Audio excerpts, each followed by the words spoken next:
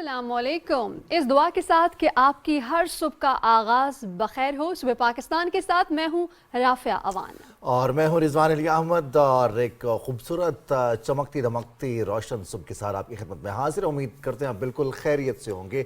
मौसम 2 से 3 दिन तक काफ़ी बरालूद रहा, बरसात हुई, बर्फबारी हुई, जालाबारी हुई और अब एक ऐसी सुबह जिसमें सूरज चमचमा रहा है। और अब देख रहे हैं कि सुबह से ही जैसे ही मार्च का आगाज़ हुआ है तो सूरज की शिद्दत में थोड़ा सा इजाफा हो जाता है और इस इजाफे के साथ ही ये पता चलता है कि अब मौसम बहार अब हमसे रुखसत चाह रहा है। बिल्कुल, जिस तरह से मौसम बदल रहा है रिजवान, इसी तरीके से मुल्क का सियासी मंजरनामा भी बदल चुका है।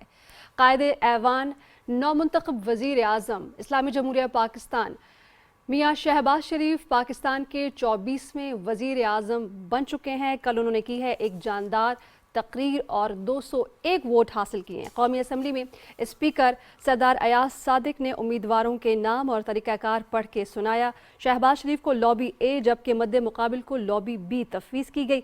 अरकान ने डिवीज़न की बुनियाद पर वोट डाला और लॉबी में जाते रहे।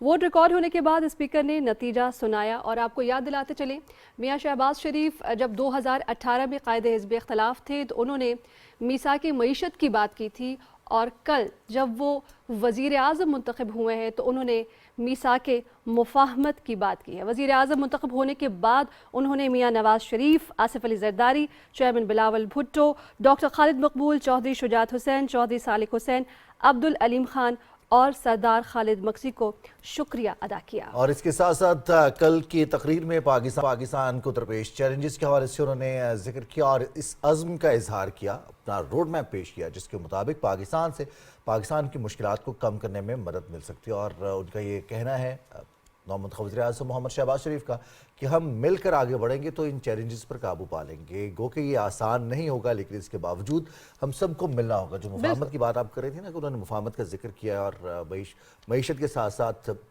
मुफाहमत, और यह वही वाहिद रास्ता है कि जिसमें हम लेकर चल सकते हैं आगे। इसके बगैर अगर वही सिलसिला होगा कि काम करना चाह रहे हैं और कोई एक फरीक काम नहीं करने दे रहा, बिला वजह की अनस्टेबिलिटी या फिर गैर यकीनी की सूरत हाल क्रिएट करने की कोशिश की जाए तो फिर जो मुआशी फ्रंट पर हमें मुश्किलात हैं उनको कम करना मुमकिन कैसे होगा, ये एक और बड़ा चैलेंज हो जाएगा।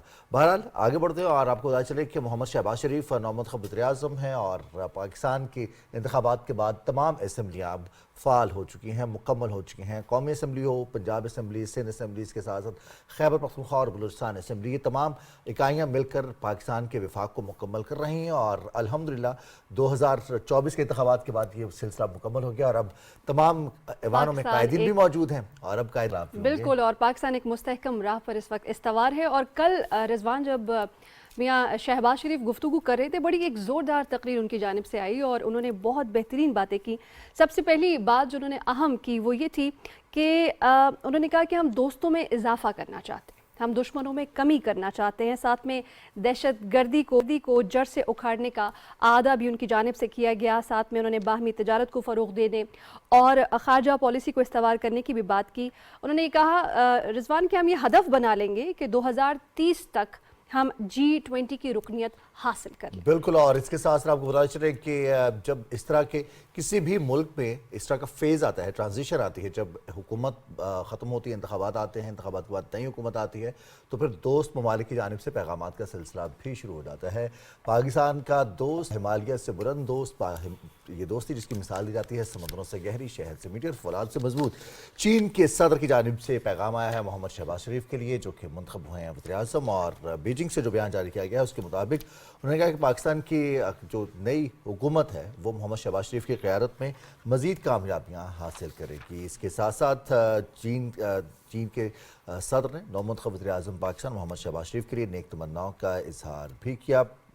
इसके अलावा हम देख रहे हैं कि चीन की आला क़यादत की जानिब से भी इन पैगामात का सिलसिला जारी रहा और अब तो पूरी दुनिया से ही ये पैगामात का सिलसिला जारी है। मज़ीद डेवलपमेंट्स होती रही हैं और हो रही हैं। पाकिस्तान के दोस्त ममालिक की जानिब से भी, जहाँ पाकिस्तान के सफारती ताल्लुकात हैं, वहाँ से भी पाकिस्तान की नौमुंतखब हुकूमत के लिए ये नेक तमन्नाओं का इजहार किया जाता है और इस अज़्म का इजहार किया जाता है कि अब हुकूमत मुंतखब हो चुकी है, अब मिलकर काम करेंगे, मिलकर आगे बढ़ेंगे। जो अपॉर्चुनिटीज़ हैं वो क्रिएट की जाएंगी, जो सरमायाकारी है उसके लिए नई विंडोज़ जो भी है वो भी फिर निकाली जाएगी।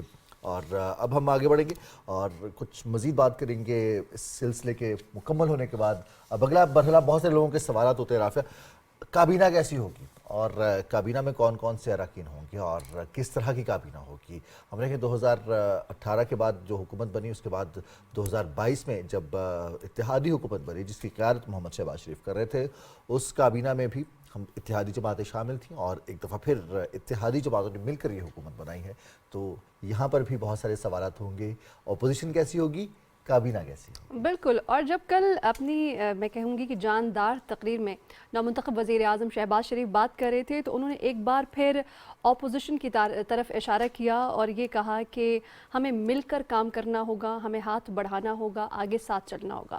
اور رضوان, جمہوریت کا حسن بھی یہی ہے کہ چاہے اختلاف رائے ہو, ملک کی بقا کے لیے, ملک کی سالمیت کے لیے, اس کو آگے بڑھانے کے لیے مل کر کام کرنا, آگے بڑھنا بہت ضروری ہے. کل جب وہ بات کر رہے تھے تو انہوں نے کہا کہ ہم خواتین کو اور اقلیتوں کو حقوق دیں گے, یہ ہماری ترجیحات میں شامل ہے, بجلی اور ٹیکس چوری کا خاتمہ کیا جائے گا اور ہم برے نظم و نسق کے متحمل نہیں ہو سکتے.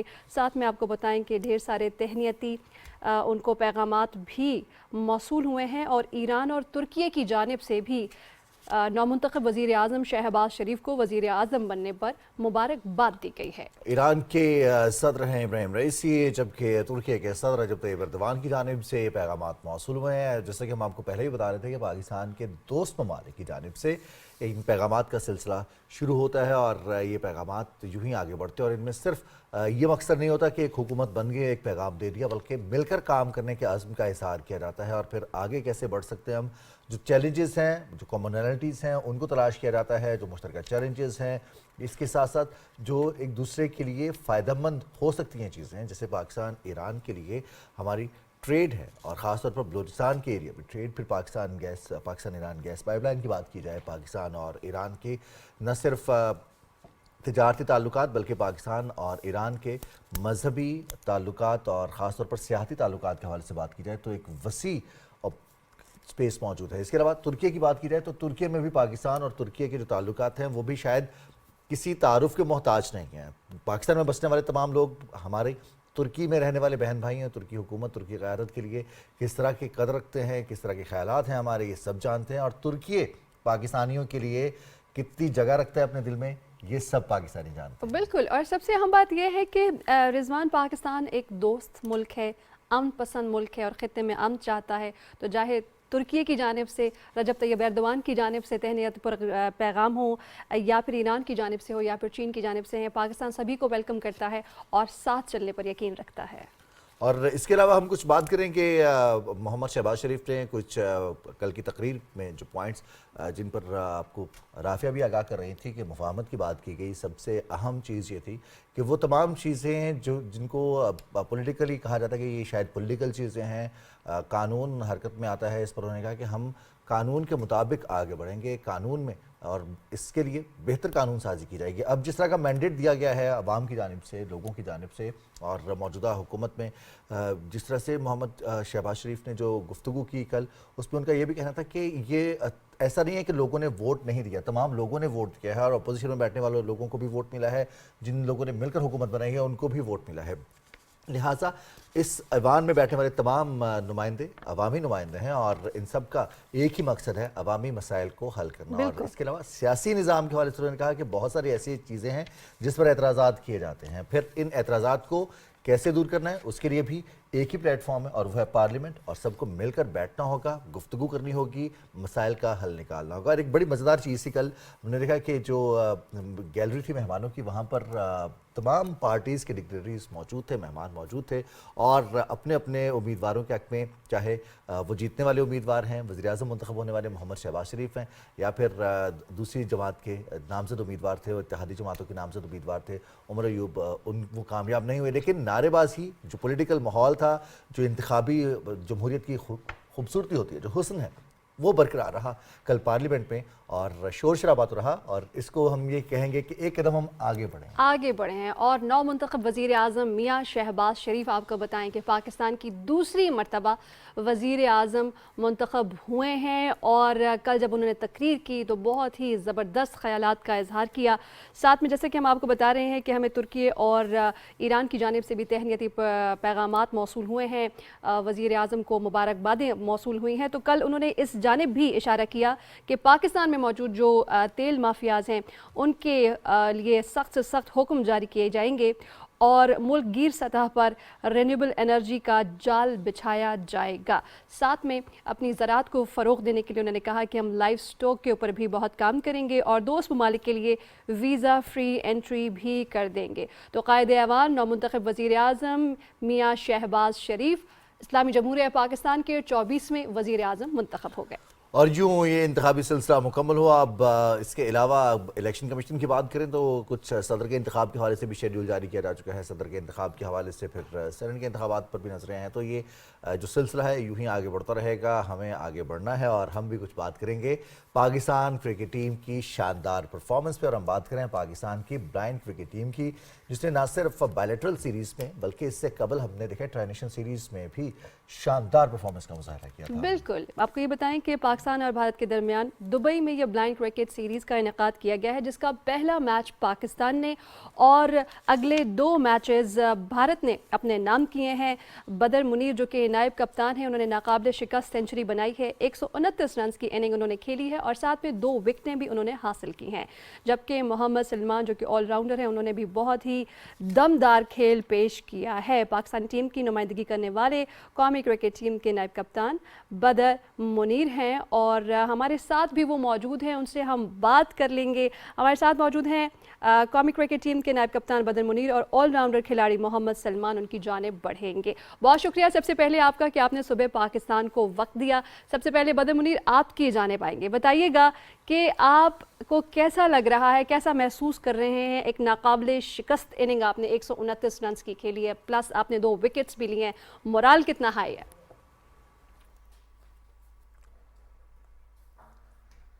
جی بسم اللہ الرحمن الرحیم. سب سے پہلے آپ کا بہت شکریہ کہ آپ نے ہمیں مدعو کیا یہاں پہ.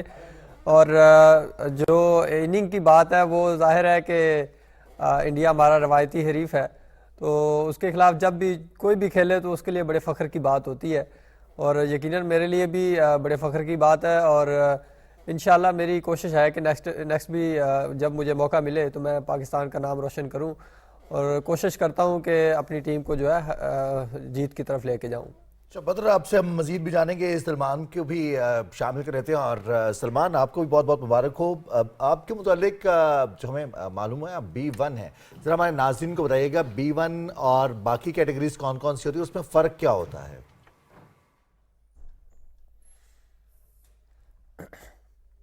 ہاں جی بالکل. پہلے تو شکریہ کہ آپ نے ہمیں اپنے پروگرام میں بلایا، اور دوسرا یہ ہے کہ میں آپ کو بتاتا چلوں B1 کیٹیگری وہ کیٹیگری ہے جس کو بالکل بھی نظر نہیں آتا، مطلب لائٹ پرسیپشن بھی نہیں ہوتی. اور 3 کیٹیگریز ہوتی ہیں بلائنڈ کرکٹ میں، B1 B2 اور B3.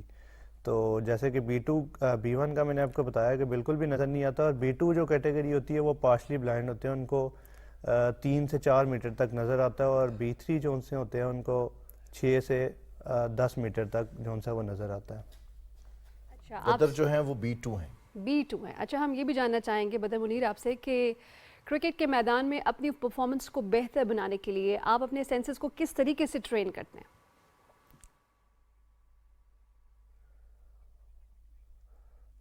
میم اس کے لیے اوبیسلی جو کیمپس ہیں، ٹریننگ کیمپس وہ لگائے جاتے ہیں، اور ہمارے ڈومیسٹک سٹرکچر جو ہے بڑا اچھا ہے ماشاءاللہ.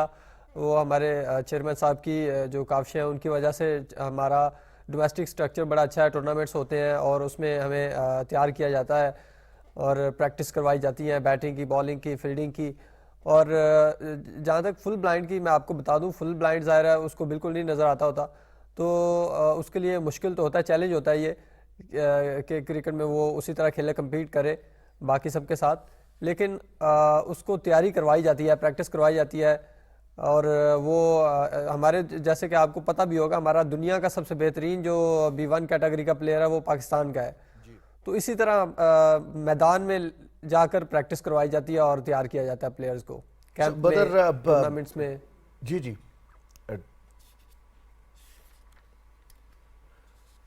اچھا ابھی ٹرائی نیشن سیریز بھی ہوئی جس میں 3 ممالک شامل تھے پاکستان بھارت اور سری لنکا. اب اس کے علاوہ بتائیے گا ورلڈ کپ بھی اس سال کے آخر میں پلانڈ ہے اور پاکستان اس کی میزبانی کرے گا, اس کے لیے کیا تیاریاں ہیں؟ بدر آپ سے جاننا چاہیں گے, ساتھ ساتھ سلمان آپ چونکہ B1 کیٹیگری سے ہیں تو کیا تیاری ہے آپ کی؟ آپ بیٹر اچھے ہیں زیادہ یا آپ بھی آل راؤنڈر اچھے ہیں؟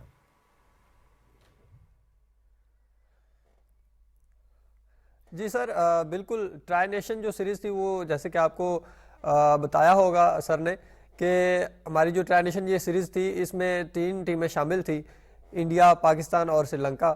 انفارچونیٹلی سری لنکا کو NOC نہیں تھی ملی جس کی وجہ سے وہ نہیں شامل ہو سکی ہمارے ساتھ, تو اس ٹرائی نیشن کو انہوں نے بائی لیٹرل میں کنورٹ کر دیا اور پھر ہماری 3 میچوں کی سیریز ہوئی انڈیا کے ساتھ. 2 انہوں نے جیتے, 1 ہم نے جیتا. اور آگے ورلڈ کپ کا پلان ہے اس سال کے اینڈ پہ, تو انشاءاللہ جی ہماری تیاریاں ہیں. یہ ہمیں پتہ چل گیا ہے اس سیریز سے کہ ہمارے اندر کون سے فلاز ہیں اور کہاں کہاں پہ ہیں اور کون سی کمیاں ہیں, تو ہم انشاءاللہ ان پہ کام کر رہے ہیں اور بھرپور تیاری کے ساتھ جائیں گے. پاکستان میں ہی ہے ایونٹ, تو انشاءاللہ انڈیا ادھر بھی آئے گی اور باقی ٹیمیں بھی آئیں گی, تو ایک اچھا ایونٹ ہوگا اور پاکستان انشاءاللہ ورلڈ کپ ون کرے گا. ہم پاکستان کو تحفہ دیں گے ورلڈ کپ کا. اور تیاری کی بات کی جائے تو ہمارے کافی لمبا ابھی ٹائم ہے ہمارے پاس, اور اس میں ہمارے پاس بہت سارے ایونٹس ہیں, ٹورنامنٹس ہیں ڈومیسٹک اور کیمپس بھی ہوں گے, تو انشاءاللہ ایک اچھی تیاری ہو جائے گی. سر اگر تیاری کی بات کریں تو جیسے کہ آپ نارمل ٹیم کی بات کریں تو پاکستان ٹیم جی سلمان آپ کنٹینیو کیجئے. اگر آپ تیاری کی اگر آپ بات کریں تو تیاری کے لیے پاکستان نارمل, میں نے کہا اگر آپ تیاری کی بات کریں تو اگر آپ پاکستان نارمل ٹیم کی بات کرتے ہیں تو ان کے پاس اپنی نیشنل کرکٹ اکیڈمی ہے, گراؤنڈز ہیں. ہمارے پاس ایک اپنا گراؤنڈ تھا جو ہمیں پرویز الہی صاحب جب آئے تھے حکومت میں, انہوں نے ہمیں گراؤنڈ دیا تھا, تو وہ ہم نے گراؤنڈ اس کے اوپر بنا تو لیا, لیکن پاکستان سپورٹس بورڈ نے وہ ابھی تک ہمارا گراؤنڈ ہمیں دیا نہیں. تو تیاری ان ٹیموں کی اچھی ہوتی ہے جن کے پاس اپنے گراؤنڈز ہوتے ہیں. ہمیں اپنی کیمپ کے لیے یا کسی سیریز کے کیمپ کے لیے یا ورلڈ کپ کے کیمپ کے لیے ہمیں گراؤنڈ بائی کرنا پڑتا ہے. سب سے اچھی بات یہ ہے محمد سلمان اور بدر منیر کے جب تک اچھی بات یہ ہے کہ اپنی مدد آپ کے تحت بہت سارا کام بھی کیا جا رہا ہے اور اسپرٹ بہت ہائی, اور کسی بھی کھلاڑی کے لیے بہت اہم ہوتا ہے کہ اس کا مورال بہت ہائی. محمد سلمان جیسے کہ آپ اپنی گفتگو کو جاری رکھے ہوئے ہیں, آپ سے ہم یہ بھی جاننا چاہیں گے کہ آپ کی یہ جو بلائنڈ کرکٹ ٹیم ہے یا جو آپ کا سپورٹ ہے یہ معاشی تاثر کو بدلنے میں کتنا مددگار ثابت ہو رہا ہے؟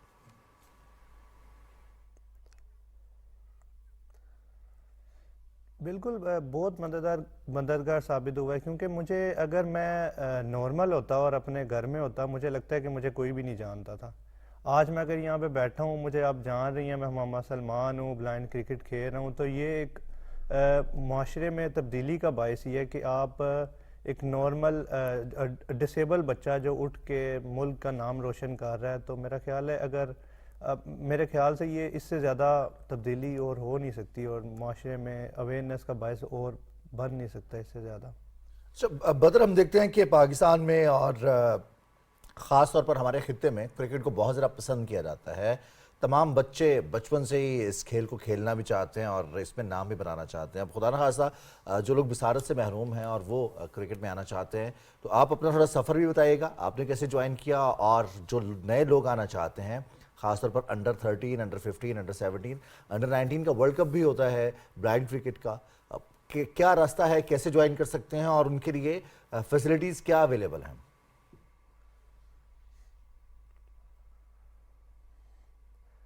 جی سر بہت شکریہ. اس میں سر ایسا ہوتا ہے کہ ہمارے جو سٹرکچر ہمارا مطلب کہ آنے کا جو طریقہ ہے کرکٹ میں, جس طریقے سے میں آیا ہوں وہ میں آپ کو پہلے بتاتا ہوں. میں آیا ہوں بلائنڈ سکولز کی طرف سے. میری شروع میں جب میں 8-10 سال کا تھا, جب میری آئی سائٹ کا ایشو بنا, تو اس ٹائم پہ مجھے کسی نے گائیڈ کیا کہ آپ بلائنڈ سکول میں جاؤ, آپ کی سٹڈی کا جو حرج ہو رہا ہے آپ وہاں پہ جا کے سٹڈی کرو اور آپ کا ٹریٹمنٹ بھی ساتھ میں ہوتا رہے گا. تو وہ بھی میں نے کروایا ٹریٹمنٹ. خیر اس سے تو اتنا فرق نہیں تھا پڑا، اور میری ایجوکیشن جو ہے وہ چلتی رہی ساتھ میں. میں نے بلائنڈ اسکول سے میٹرک کیا، اور اس کے بعد اس کے ساتھ ساتھ ہی کرکٹ بھی میرے استاد تھے عبدالرزاق صاحب، وہ مجھے پڑھاتے بھی تھے، اور وہ پاکستان کے سابقہ کپتان بھی رہ چکے ہیں. انہوں نے 2 ورلڈ کپ پاکستان کو جتوائے ہیں. تو انہوں نے مجھے گائیڈ کیا اور کلب میں لے کے آئے، لاہور کلب میں پریکٹس کرواتے رہے، ساتھ ساتھ لے کے وہ چلتے رہے مجھے، اور ڈومیسٹک ایونٹ کھیلنے کے لیے لے کے جاتے رہے. تو ایسا 2014 میں پاکستان ٹیم کا حصہ بنا، کیمپ جوائن کیا اس سے پہلے، اور 2014 کے کیمپ میں میں سلیکٹ ہو گیا. 2014 میں پاکستان ٹیم نے جانا تھا ساؤتھ افریقہ ورلڈ کپ کے لیے، تو اس میں نے شرکت کی. تو اس کے بعد سے اب تک میں پاکستان ٹیم کا حصہ ہوں. تو یہ ایک پروسیجر ہے کہ آپ بلائنڈ سکولز میں جا سکتے ہیں. اگر آپ بچے ہیں، مطلب کوئی بچہ ہے 10-12 سال کا ہے، 15 سال کا ہے، وہ ظاہر اسٹڈی بھی کرتا ہوگا، تو اس نے مزید بھی کرنی ہوگی، تو وہ جا سکتا ہے بلائنڈ سکول میں، وہاں سے بھی اس کو تیاری مل سکتی ہے. اگر وہ اسکول میں نہیں جانا چاہتا یا نہیں جا سکتا کسی وجہ سے، تو وہ ڈائریکٹ کسی بھی کلب کو اپروچ کر سکتا ہے. جیسے کہ لاہور کلب ہے، اس کے آس پاس ابھی شیخوپورہ کلب ہے، پھر فیصل آباد ہے، اکاڑا ہے، اور ملتان ہے، بہاولپور ہے. اس طرح پورے پاکستان میں ہمارے بہت سارے کلبز ہیں، 17 کلبز ہیں. تو کسی بھی علاقے کا بچہ ہوگا تو وہ جوائن کر سکتا ہے کسی بھی کلب کو، اس کے ذریعے پھر وہ آگے کھیل سکتا ہے بلائنڈ کرکٹ. ٹھیک ہے سلمان، آپ کی جانب آئیں گے، آپ سے جانیں گے، آپ کچھ اپنے جرنی کے مطابق بتائیں، اپنے جرنی کے متعلق بتائیں کہ آپ کیسے اس کرکٹ ٹیم میں آئے اور آپ کا سفر کیسا گزرا اب تک کا.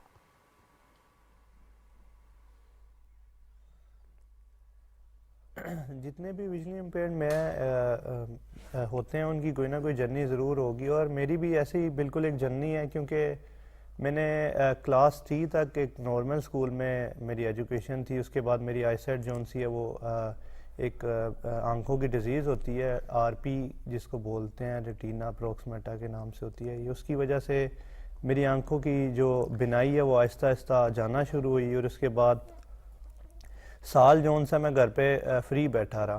تو اس کے بعد مطلب گھر والوں کو پتہ چلا کہ ایک بلائنڈ سکول بھی ہے، اسی طرح جیسے بدر بلائنڈ سکول میں آئے ویسے ہی میں ایک سن رائز سکول ہے، 2 سکول ہیں بہت پرانے ہیں لاہور کے اندر. تو اس میں جب آیا تو وہاں سے میں نے اپنی کرکٹ بھی سٹارٹ کی، اور آہستہ آہستہ پہلے کلب لیول پہ کھیلتا رہا، اور اس کے بعد آہستہ آہستہ پھر انٹرنیشنل لیول پہ پہنچ گیا.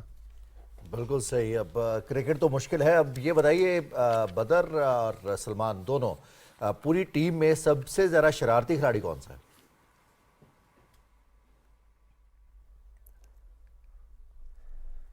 شرارتی کھلاڑی کی اگر بات کریں تو وہ تو ایک ہمارے پٹھان ہیں، وہ متی اللہ ہیں، وزیرستان سے ان کا تعلق ہے. میرا خیال ہے ان سے زیادہ شرارتی اس ٹیم میں کوئی بھی نہیں ہے. تو کوئی ان کی شرارت، کوئی ایسا انسیڈنٹ جو اب جب بھی یاد کرتے ہیں، جیسے ابھی آپ دونوں کے چہرے پر مسکراہٹ آئی، ہمارے ناظرین کے چہرے پر بھی مسکراہٹ آئے گی، ہمارے سامعین کے چہرے پہ مسکراہٹ آئے گی.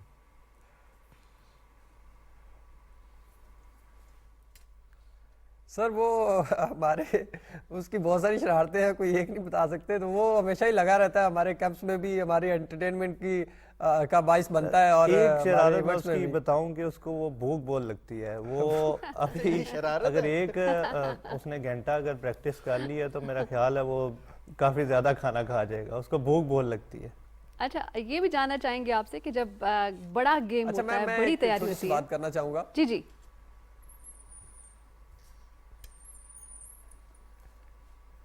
میم ایکچولی جیسے سلمان نے ہمارے اسٹیڈیم کے حوالے سے بات کی، میں وہ بات کرنا چاہوں گا. جیسے کہ آپ کو پتہ ابھی ہماری CM صاحبہ آئی ہیں، میڈم مریم نواز صاحبہ، تو ان سے میں ریکویسٹ کرنا چاہوں گا آپ کے حوالے سے، آپ کے ذریعے سے، کہ ہمارا 2006 سے شاید 2002 سے چودھری پرویز الہی صاحب جب تھے وزیر اعلیٰ، انہوں نے ہمیں ایک جگہ دی تھی ورلڈ کپ جیتنے کی خوشی میں اور اس کے تحفے میں.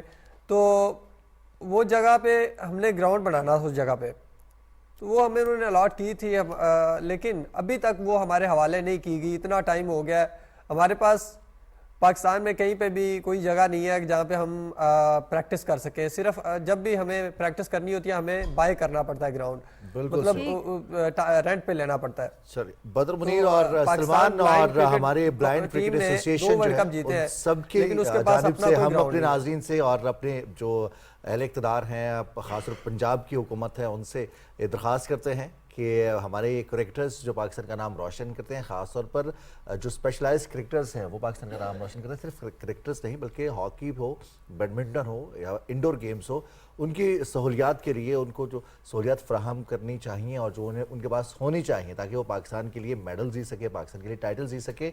हमारी दरख्वास्त ये है कि इनको तामीर किया जाए। और अब हम एक दफ़ा फिर वापस आएंगे उस गुफ्तगू की जानिब। कितनी प्रैक्टिस करते होंगे वैसे आपके ख्याल में? ये तो ये खुद ही बता सकते हैं, बदर मुनीर और सलमान ही बता सकते हैं कि एक दिन में या किसी भी बड़े गेम के लिए कितनी प्रैक्टिस की जाती है और क्या खाते हैं। कोई ऐसे ख़ास तरह की ग़िज़ाएँ हैं जो अपने आप को फ़िट रखने के लिए खाते हैं या फिर सब मिल के प्रैक्टिस कर रहे होते हैं? बड़े गेम से पहले क्या तैयारियाँ होती हैं? जी बदर।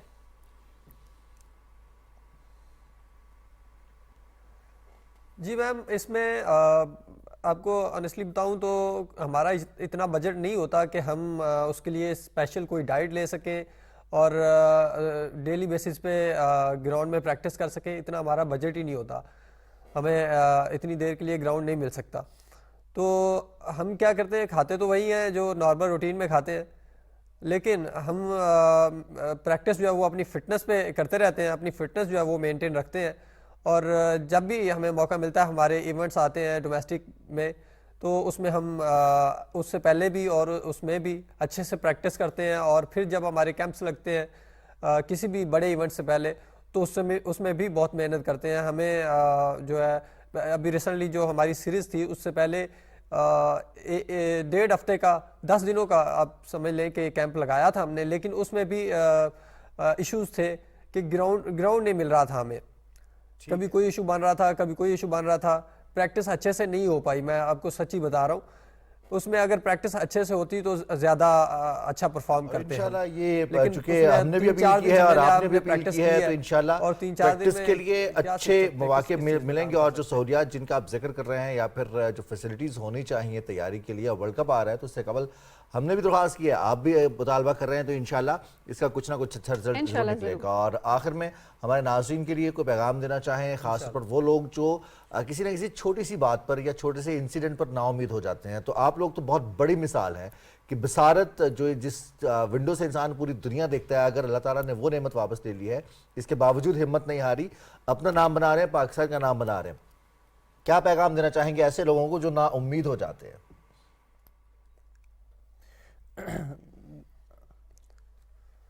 बस मैं सर यही कहना चाहूँगा कि ज़िंदगी जोन सी है वो आप एक रेस की तरह ना जिएं, एक जर्नी की तरह जिएं कि आप उसको एंजॉय करें। अगर रेस में आप बढ़ जाएंगे तो फिर हम एंजॉय नहीं कर सकेंगे। और दूसरा ये है कि उम्मीद जोन सी है, होप जोन सी है, उसको कभी ना छोड़ें। होप का साथ हमेशा अपने साथ रखें और होप नहीं छोड़ेंगे तो आगे बढ़ने के मौके भी आपको नज़र आएंगे और आपको मदद भी मिलेगी।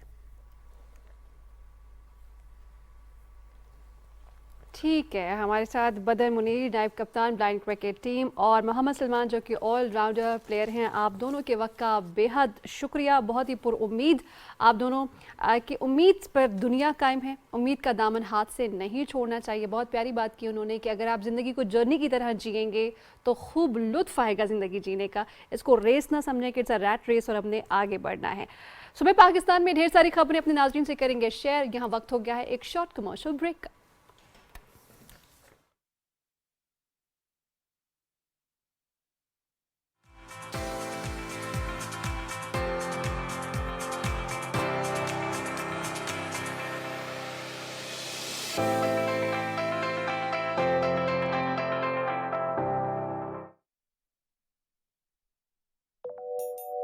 इसका सेल्फी कैमरा अच्छा है, बस इसे फाइनल कर दें। मैं एटीएम से कैश लेकर आता हूँ। बॉस, एटीएम जाने की क्या जरूरत है, पेमेंट रास्त से कर दे। रास्त से? जी हाँ, अब रास्त से पेमेंट इतनी आसान, यानी अपने बैंक की ऐप खोलो, क्यूआर कोड स्कैन करो और रास्त से ऑनलाइन पेमेंट करो, क्योंकि रास्त फौरी, फ्री, आसान और महफूज भी। रास्त पल भर में मुल्क भर में।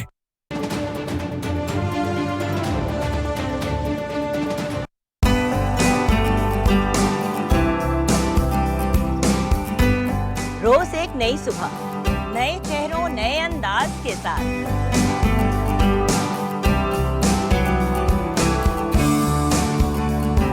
आपके मनपसंद सितारे होंगे हमारे साथ।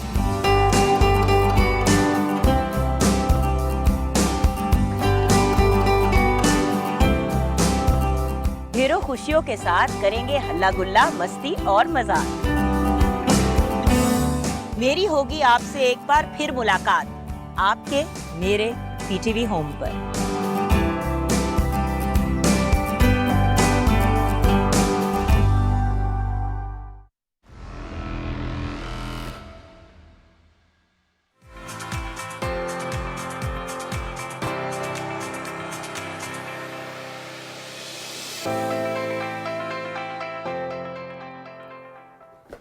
Welcome back. ब्रेक के बाद आपको एक बार फिर खुशामदीद कहेंगे।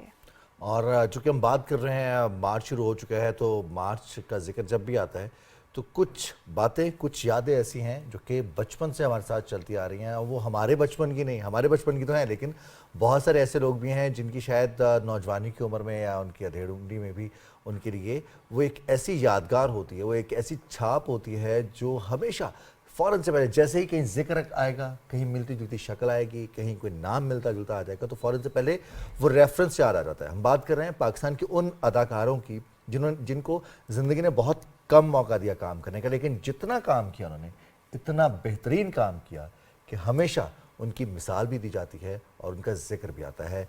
बात करें हम हसाम काजी साहब की, और उनकी आज 63वीं सालगिरह है। आज के दिन वो पैदा हुए थे। इस हवाले से सुबह पाकिस्तान ने एक रिपोर्ट तैयार की, आइए देखते हैं।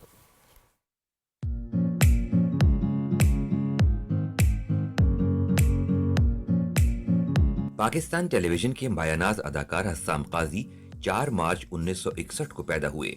उन्होंने 80 के अशरे में कोयटा टेलीविजन से अदाकारी के सफर का आगाज किया। अपने फनी कैरियर में हसाम काजी को ड्रामा सीरियल छाओ से पाकिस्तान भर में शोहरत मिली। उन्होंने कॉमर्स में मास्टर्स करने के बाद कोयटा के एक कॉलेज में बतौर लेक्चरर भी काम किया और तदरीसी मसरूफियात के साथ साथ अदाकारी का सिलसिला भी जारी रखा। हसाम काजी का शुमार कोयटा मरकज के उन अदाकारों में होता था जिन्हें अपने किरदारों के सबब मुल्कीर शनाख्त और मकबूलियत हासिल हुई। ड्रामा मारवी में हसाम काजी की परफॉर्मेंस को खूब सराहा गया। सन 2000 में उन्हें दिल का आरिजा हो गया और बिलाखिर 3 जुलाई 2004 को कराची में जहान फानी से रुखसत हो गए। और आपको ये बताएं कि पाकिस्तान में बच्चों की ज़हनी सलाहियतों को बढ़ाने के लिए और बेहतर बनाने के लिए एक रोबोट बनाया गया है, रिजवान, जिस रोबोट का नाम है टिम टिम। अच्छा, वैसे राफिया, एक बात आपकी बात रुक रही है, बच्चे जिस तरह से एक्टिव होते हैं, जितनी इनमें एनर्जीज होती हैं, ये किसी को भी रोबोट बना सकते हैं। बिल्कुल ऐसे बड़ों ही को रोबोट बना देते हैं, अच्छों को रोबोट बना देते हैं, यूं कहना चाहिए। अच्छा, इस रोबोट से मुतालिक रिजवान अहम बात और अच्छी इंटरेस्टिंग बात यह है कि ये रोबोट न सिर्फ ऑटिज़म के पेशेंट्स के लिए है। ऑटिज़म एक बीमारी का नाम है जिसमें बच्चों को सोचने समझने की सलाहियतों में कुछ दुश्वारी का सामना करना पड़ रहा होता है, बोलने में उन्हें दिक्कत का सामना करना पड़ रहा होता है। समटाइम कुछ बच्चे नंबर्स को कंफ्यूज करते हैं, कुछ बच्चे कलर्स को कंफ्यूज करते हैं, कुछ बच्चे सोशलाइजेशन को कंफ्यूज करते हैं, डरते हैं, खौफजदा हो जाते हैं, बात नहीं कर पाते। तो फिर उनकी ट्रेनिंग के लिए बहुत सारे ऐसे मुअल्लिमीन, टीचर्स हैं या फिर पेरेंट्स घर पे सेल्फ पेरेंटिंग करके उनको उस मुश्किल से, उस ऑटिज़म की डिजीज़ के साथ हेल्प करके बाहर निकालने की कोशिश कर रहे होते हैं। और इसमें राफिया जो सबसे अहम बात है, आई थिंक पेरेंट्स, आपके घर का माहौल बहुत ज़्यादा मैटर करता है कि आप सबसे पहले किसी चीज़ को अगर रिकग्नाइज करते हैं, पहचानते हैं, तो फिर उसको आपने ट्रीट कैसे करना है, आपका रवैया क्या होगा, आपका बर्ताव क्या होगा, आपका रिस्पांस क्या होगा। सबसे ज़्यादा मैटर ये करता है फ़ौरन से पहले, जो खुदा न खास्ता हम शुरू कर देते ना कि अगर किसी को कुछ समझ नहीं आ रहा, छोटा बच्चा और वो कंफ्यूज कर रहा है, तो फ़ौरन से पहले रिश्तेदार हों, दोस्त अहबाब हों या फिर आपके हमसाए हों, वो बेचारे का जो टैग लग जाता है ना, बिल्कुल, और जजमेंट, बिल्कुल exactly. बच्चे को मेंटली तौर पे जजमेंट के फेज में ले जाते हैं और वो बच्चा सोच में पड़ जाता है कि मेरे साथ ऐसा क्या है मेरे साथ कि मैं शायद अपनी बात नहीं समझा पा रहा। तो यही वजह है कि कराची के मोहम्मद अली अब्बास हैं जो कि हमारे साथ हैं। उन्होंने ये रोबोट, जो कि अभी हम आपको फुटेजेस में दिखा रहे थे, इस रोबोट का नाम बड़ा क्यूट है, टिम टिम, और बच्चे बोलते हुए कितना प्यारे लगेंगे टिम टिम। अच्छा, ये रोबोट खुद भी अपना नाम लेता है? हाँ, दैट्स कूल। तो ये टिमटिम रोबोट बनाया है मोहम्मद अली अब्बास ने, कराची से आप हमारे साथ हैं। बिला किसी तवक्कुफ के आपकी जानिब बढ़ेंगे और आपसे ये जानना चाहेंगे कि ये रोबोट कैसे बना, इसको तख्लीक करते वक्त आपके जहन में क्या आया और इसकी कौन कौन सी खुसूसियात हैं जिससे बच्चे फ़ायदा हासिल कर सकते हैं।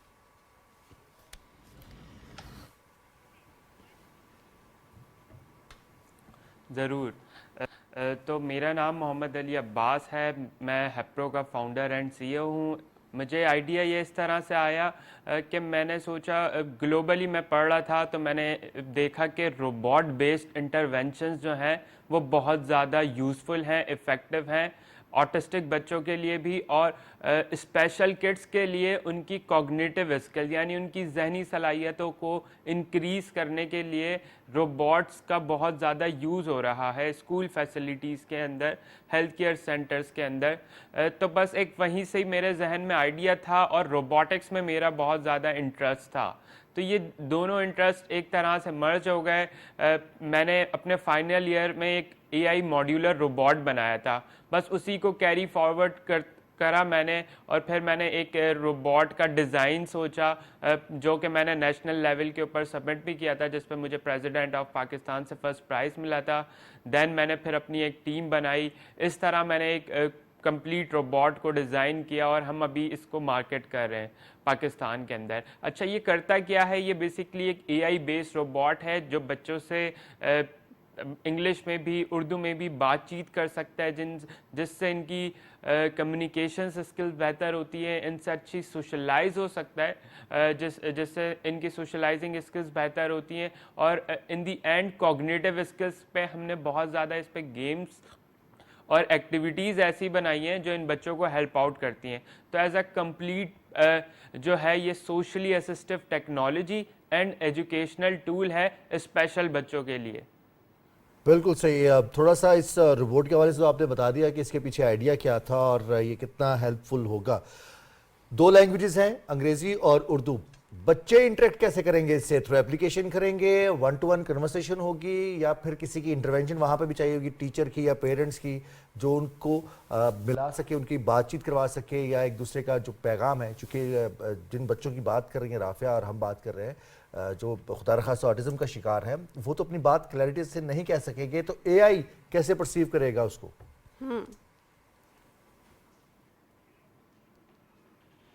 बिल्कुल। अब जैसे ये जो हमने रोबोट बनाया है, साथ में इसके एक एप्लीकेशन भी बनाई है जो कि ख़ास तौर पे केयर टेकर के लिए, गार्जियंस के लिए, टीचर्स के लिए है, जो कि उसको असिस्ट करेगा, सुपरवाइज करेगा। तो बच्चा जो है, बच्चों के अंदर 2 कैटेगरीज होती हैं, वर्बल और नॉन वर्बल। नॉन वर्बल बच्चे जो हैं, जो कि बोल नहीं पाते, उनके लिए हमने गेम बेस्ड लर्निंग रखी है। जेस्चर्स के ज़रिए जो है वो इससे इंटरेक्ट कर सकते हैं। जेस्चर के साथ साथ हमने साइन लैंग्वेज भी इसके अंदर इनकॉर्पोरेट किए, वो साइन लैंग्वेज के अंदर इससे कम्युनिकेट कर सकते हैं। जो जेस्चर रिकग्निशन है, बेसिकली इससे बच्चों की फाइन मोटर स्किल्स जो हैं वो इन्हेंस होती हैं। तो हमने इसको इस तरह डिज़ाइन किया है कि वर्बल बच्चों के लिए भी इसके अंदर वैल्यू हो, नॉन वर्बल बच्चों के लिए भी वैल्यू हो, और एक तरीके से कंप्लीट एजुकेशनल टूल हो, साथ में इनका बडी हो जो कि इनके लिए एक कंपेनियन के तौर पे काम करे। हम देख भी रहे हैं मोहम्मद अली अब्बास, जो हमारे पास इस वक्त पाकिस्तान टेलीविज़न के न्यूज़ चैनल पे सुबह सुबह पाकिस्तान में जो हम फुटेजेस देख रहे हैं, इसमें हमें दिखाई दे रहा है कि बच्चे कितना एंजॉय कर रहे हैं, इस टिमटिम के साथ गपशप कर रहे हैं, उसके आगे पीछे हो रहे हैं। तो आपसे हम ये जानना चाहेंगे कि जैसे कि आप बता रहे हैं कि बहुत से चैलेंजेस का सामना आपको करना पड़ा जब आप इस टिमटिम रोबोट की तैयारी में मसरूफ़ थे, तो क्या ख़ुद भी टिमटिम अभी अपनी सलाहियतों को मज़ीद बेहतर बनाने पर काम कर रहा है? मज़ीद भी इसके अंदर मज़ीद बड़ा हो रहा है? हाँ जी बिल्कुल। टिमटिम जो है वो टाइम के साथ साथ एवॉल्व हो रहा है। हम जो है इसके अंदर बहुत ज़्यादा कस्टमाइजेशंस लेकर आ रहे हैं। ये ना सिर्फ स्पेशल बच्चों के लिए, जो नॉर्मल स्कूल में बच्चे हैं उनके लिए भी यूज़ हो सकता है, बिकॉज रोबोट बेस्ड जो लर्निंग है वो एक एजुकेशन का फ्यूचर है। बहुत ज़्यादा ये बाहर स्कूल्स में इम्प्लीमेंट हो रही है। तो ये हमारे एक रोबोट की खासियत है कि ये कस्टमाइज़ हो जाता है। हम as per the needs, as per the बच्चों की रिक्वायरमेंट्स के हिसाब से वो कस्टमाइज़ कर देते हैं, जिनके अंदर हम मेनली जो 4 चीज़ें टारगेट कर रहे हैं, कम्युनिकेशन, कोलैबोरेशन, क्रिटिकल थिंकिंग और क्रिएटिविटी। बच्चों के अंदर ये सलाहियतें जो हैं वो उजागर हों और ये सलाहियतें बच्चों के अंदर बढ़ें। तो इस तरह जो है वो टिमटिम अभी टाइम टू टाइम एवॉल्व कर रहा है और हमारी पूरी कोशिश है कि टिमटिम को जो है वो इंटरनेशनल हम लेकर जाएं, एक्सपोर्ट करें इसको पाकिस्तान से। अली अब्बास, हम देख रहे हैं कि टिमटिम की ग्रोथ के हवाले से तो आपने बात की है और सारे इसको मार्केट भी कर रहे हैं। एक बहुत बड़ी चैलेंजिंग चीज़ है इस दौर की, बच्चों की एजुकेशन ऑनलाइन हो जाएगी या फिर बच्चे डिस्टेंस लर्निंग पे भी, स्कूल्स में भी, घरों में भी अब स्क्रीन टाइम बहुत ज़्यादा हो जाएगा और अगेन टिमटिम से गुफ्तगू करना है, टिमटिम से इंटरेक्ट करना है, ये भी स्क्रीन टाइम बढ़ाएगा। इस हवाले से कुछ रिजर्वेशंस होती हैं, पेरेंट्स की भी होती हैं, बड़ों की भी होती हैं।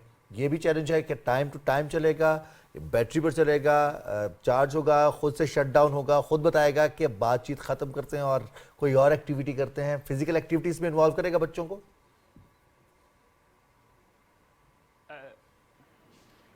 बिल्कुल, जो रोबोट का सबसे ज़्यादा पर्पस है, बिकॉज इसके ऊपर रिसर्च हुई है, बेस्ड ऑन रिसर्च, तो रोबोट का पर्पस ये है कि वो बच्चे से कनेक्शन डेवलप कर लेता है और एक लिमिटेड अमाउंट ऑफ यूज़, जैसे कि हम पीरियोडिक इसका यूज़ करें, जैसे कि बच्चों का मैथ्स का पीरियड होता है, साइंस का पीरियड होता है, तो अगर हम इसको मेजर के हिसाब से यूज़ करेंगे तो बहुत ज़्यादा इफ़ेक्टिव है और एक्सेसिव यूज़ तो किसी भी चीज़ का हार्मफुल होता है।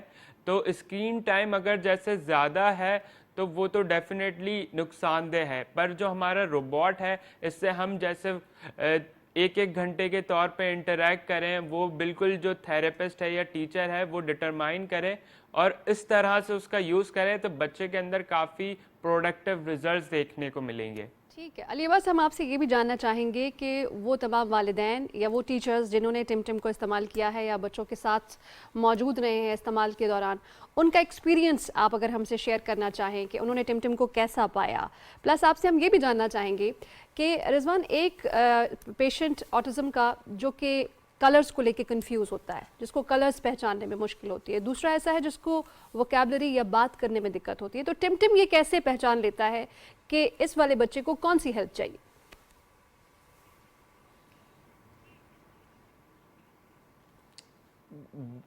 बिल्कुल, टिमटिम जो है वो बेसिकली हमने इसके अंदर काफ़ी सारी चीज़ें रखी हैं, तो बच्चे जो है डिफरेंट चीज़ों से जो है वो अट्रैक्ट होते हैं। जैसे कि आपने बताया, इसके अंदर हमने जो है ऑटिज़म के कंसल्टेंट्स जो हैं और स्पेशलिस्ट जो हैं उनके साथ मिलके कामिंग डाउन स्ट्रेटजीज रखी हैं। जो हाइपर एक्टिव बच्चे होते हैं, जेस्चर्स बेस्ड लर्निंग है, जो कि जेस्चर्स के थ्रू जो है वो गेम खेल सकते हैं, इंटरेक्ट कर सकते हैं, बाकी वॉइस के थ्रू इंटरेक्ट कर सकते हैं, मोबाइल एप्लीकेशन के थ्रू रोबोट को मूवमेंट कर सकते हैं। तो ये काफ़ी सारे फीचर्स हैं जो कि बच्चे कर सकते हैं रोबोट के साथ, मगर जो साथ में एज अ हेल्पिंग हैंड जो है वो टीचर या थेरेपिस्ट का इसमें यूज़ होगा।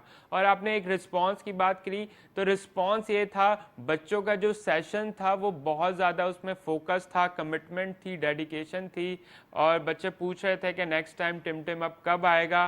मतलब बच्चे जो है वो उसकी बात को फॉलो कर रहे थे और रिस्पॉन्ड कर रहे थे, जो कि सबसे ज़्यादा एक चैलेंजिंग होता है। अक्सर पेरेंट्स जो होते हैं, थेरेपिस्ट जो होते हैं, उन्हें अपनी बहुत ज़्यादा बात रिपीट करनी पड़ती है, तो पेशेंस जो है वो ह्यूमन को ज़्यादा चाहिए होता है।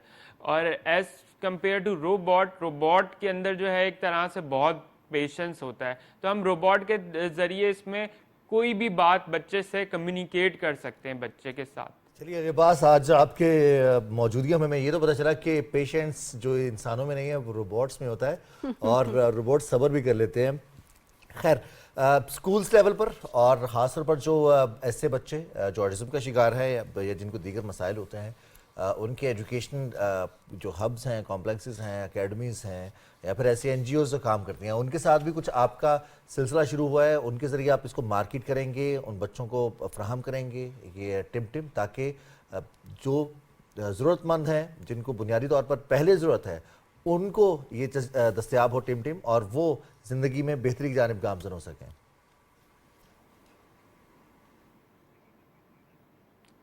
بالکل ابھی جو ہم اس کو مارکیٹ ہی کر رہے ہیں وہ صرف انسٹیٹیوشنز کو کر رہے ہیں جہاں پر یہ بچے آتے ہیں. ہم انسٹیٹیوشنز کو ڈیمو آفر کرتے ہیں. جو ہم ویلیو ہم نے کریٹ آؤٹ کیے روبوٹ کے ذریعے, ٹم کے ذریعے, اس کی ڈیمونسٹریشن دیتے ہیں, پھر وہ ہم سے پرچیز کرنے کے لیے انٹرسٹڈ ہوتے ہیں. تو ہم اس کو اس طرح سے مارکیٹ کر رہے ہیں. اور ہم خود سے بھی بہت ساری NGOs, گورنمنٹ آفیشلز ان کو ریچ آؤٹ کر رہے ہیں کہ وہ اس میں ہماری ہیلپ آؤٹ کر سکیں, ہم کسی نہ کسی طرح ٹم کو اور سبسیڈائز بھی کر سکیں, کیونکہ اسٹل پاکستانی مارکیٹ کے لیے جو ٹم کی پرائس ہے وہ تھوڑی سی ایکسپینسو ہے, جو کہ ہم نے بہت زیادہ افورڈیبل بنانے کی کوشش کی ہے پاکستان میں. اگر گلوبلی ہم روبوٹس کی قیمتیں دیکھیں تو $5,000 سے اوپر سے شروع ہوتے ہیں اس طرح کے روبوٹس, اور ہم نے اس کو پاکستان میں ودن $1,700 کے اندر مینوفیکچر کیا ہے. Okay, that's a victory. اچھا, آپ سے یہ بھی جانیں گے محمد علی عباس کہ اگر جب ہم بات کرتے ہیں آٹزم کے پیشنٹس کی, تو جب ٹیچرز یا والدین رضوان ان بچوں کو سکھانے, بولنے اور ان کو ہیلپ آؤٹ کر رہے ہوتے ہیں تاکہ وہ ایک نارمل طرز زندگی کی طرف آ سکیں, رجحانات پکڑ سکیں نارمل لائف کے, اور جب ٹم ان کو ہیلپ کر رہا ہوتا ہے, تو کیا آپ نے ریبا سے اس کو کیلکولیٹ کرنے کی کوشش کی ہے کہ ایک ہیومن انٹریکشن سے بچہ جلدی گرو کر رہا ہے یا پھر ٹم زیادہ ہیلپ فل ہوگا؟ بالکل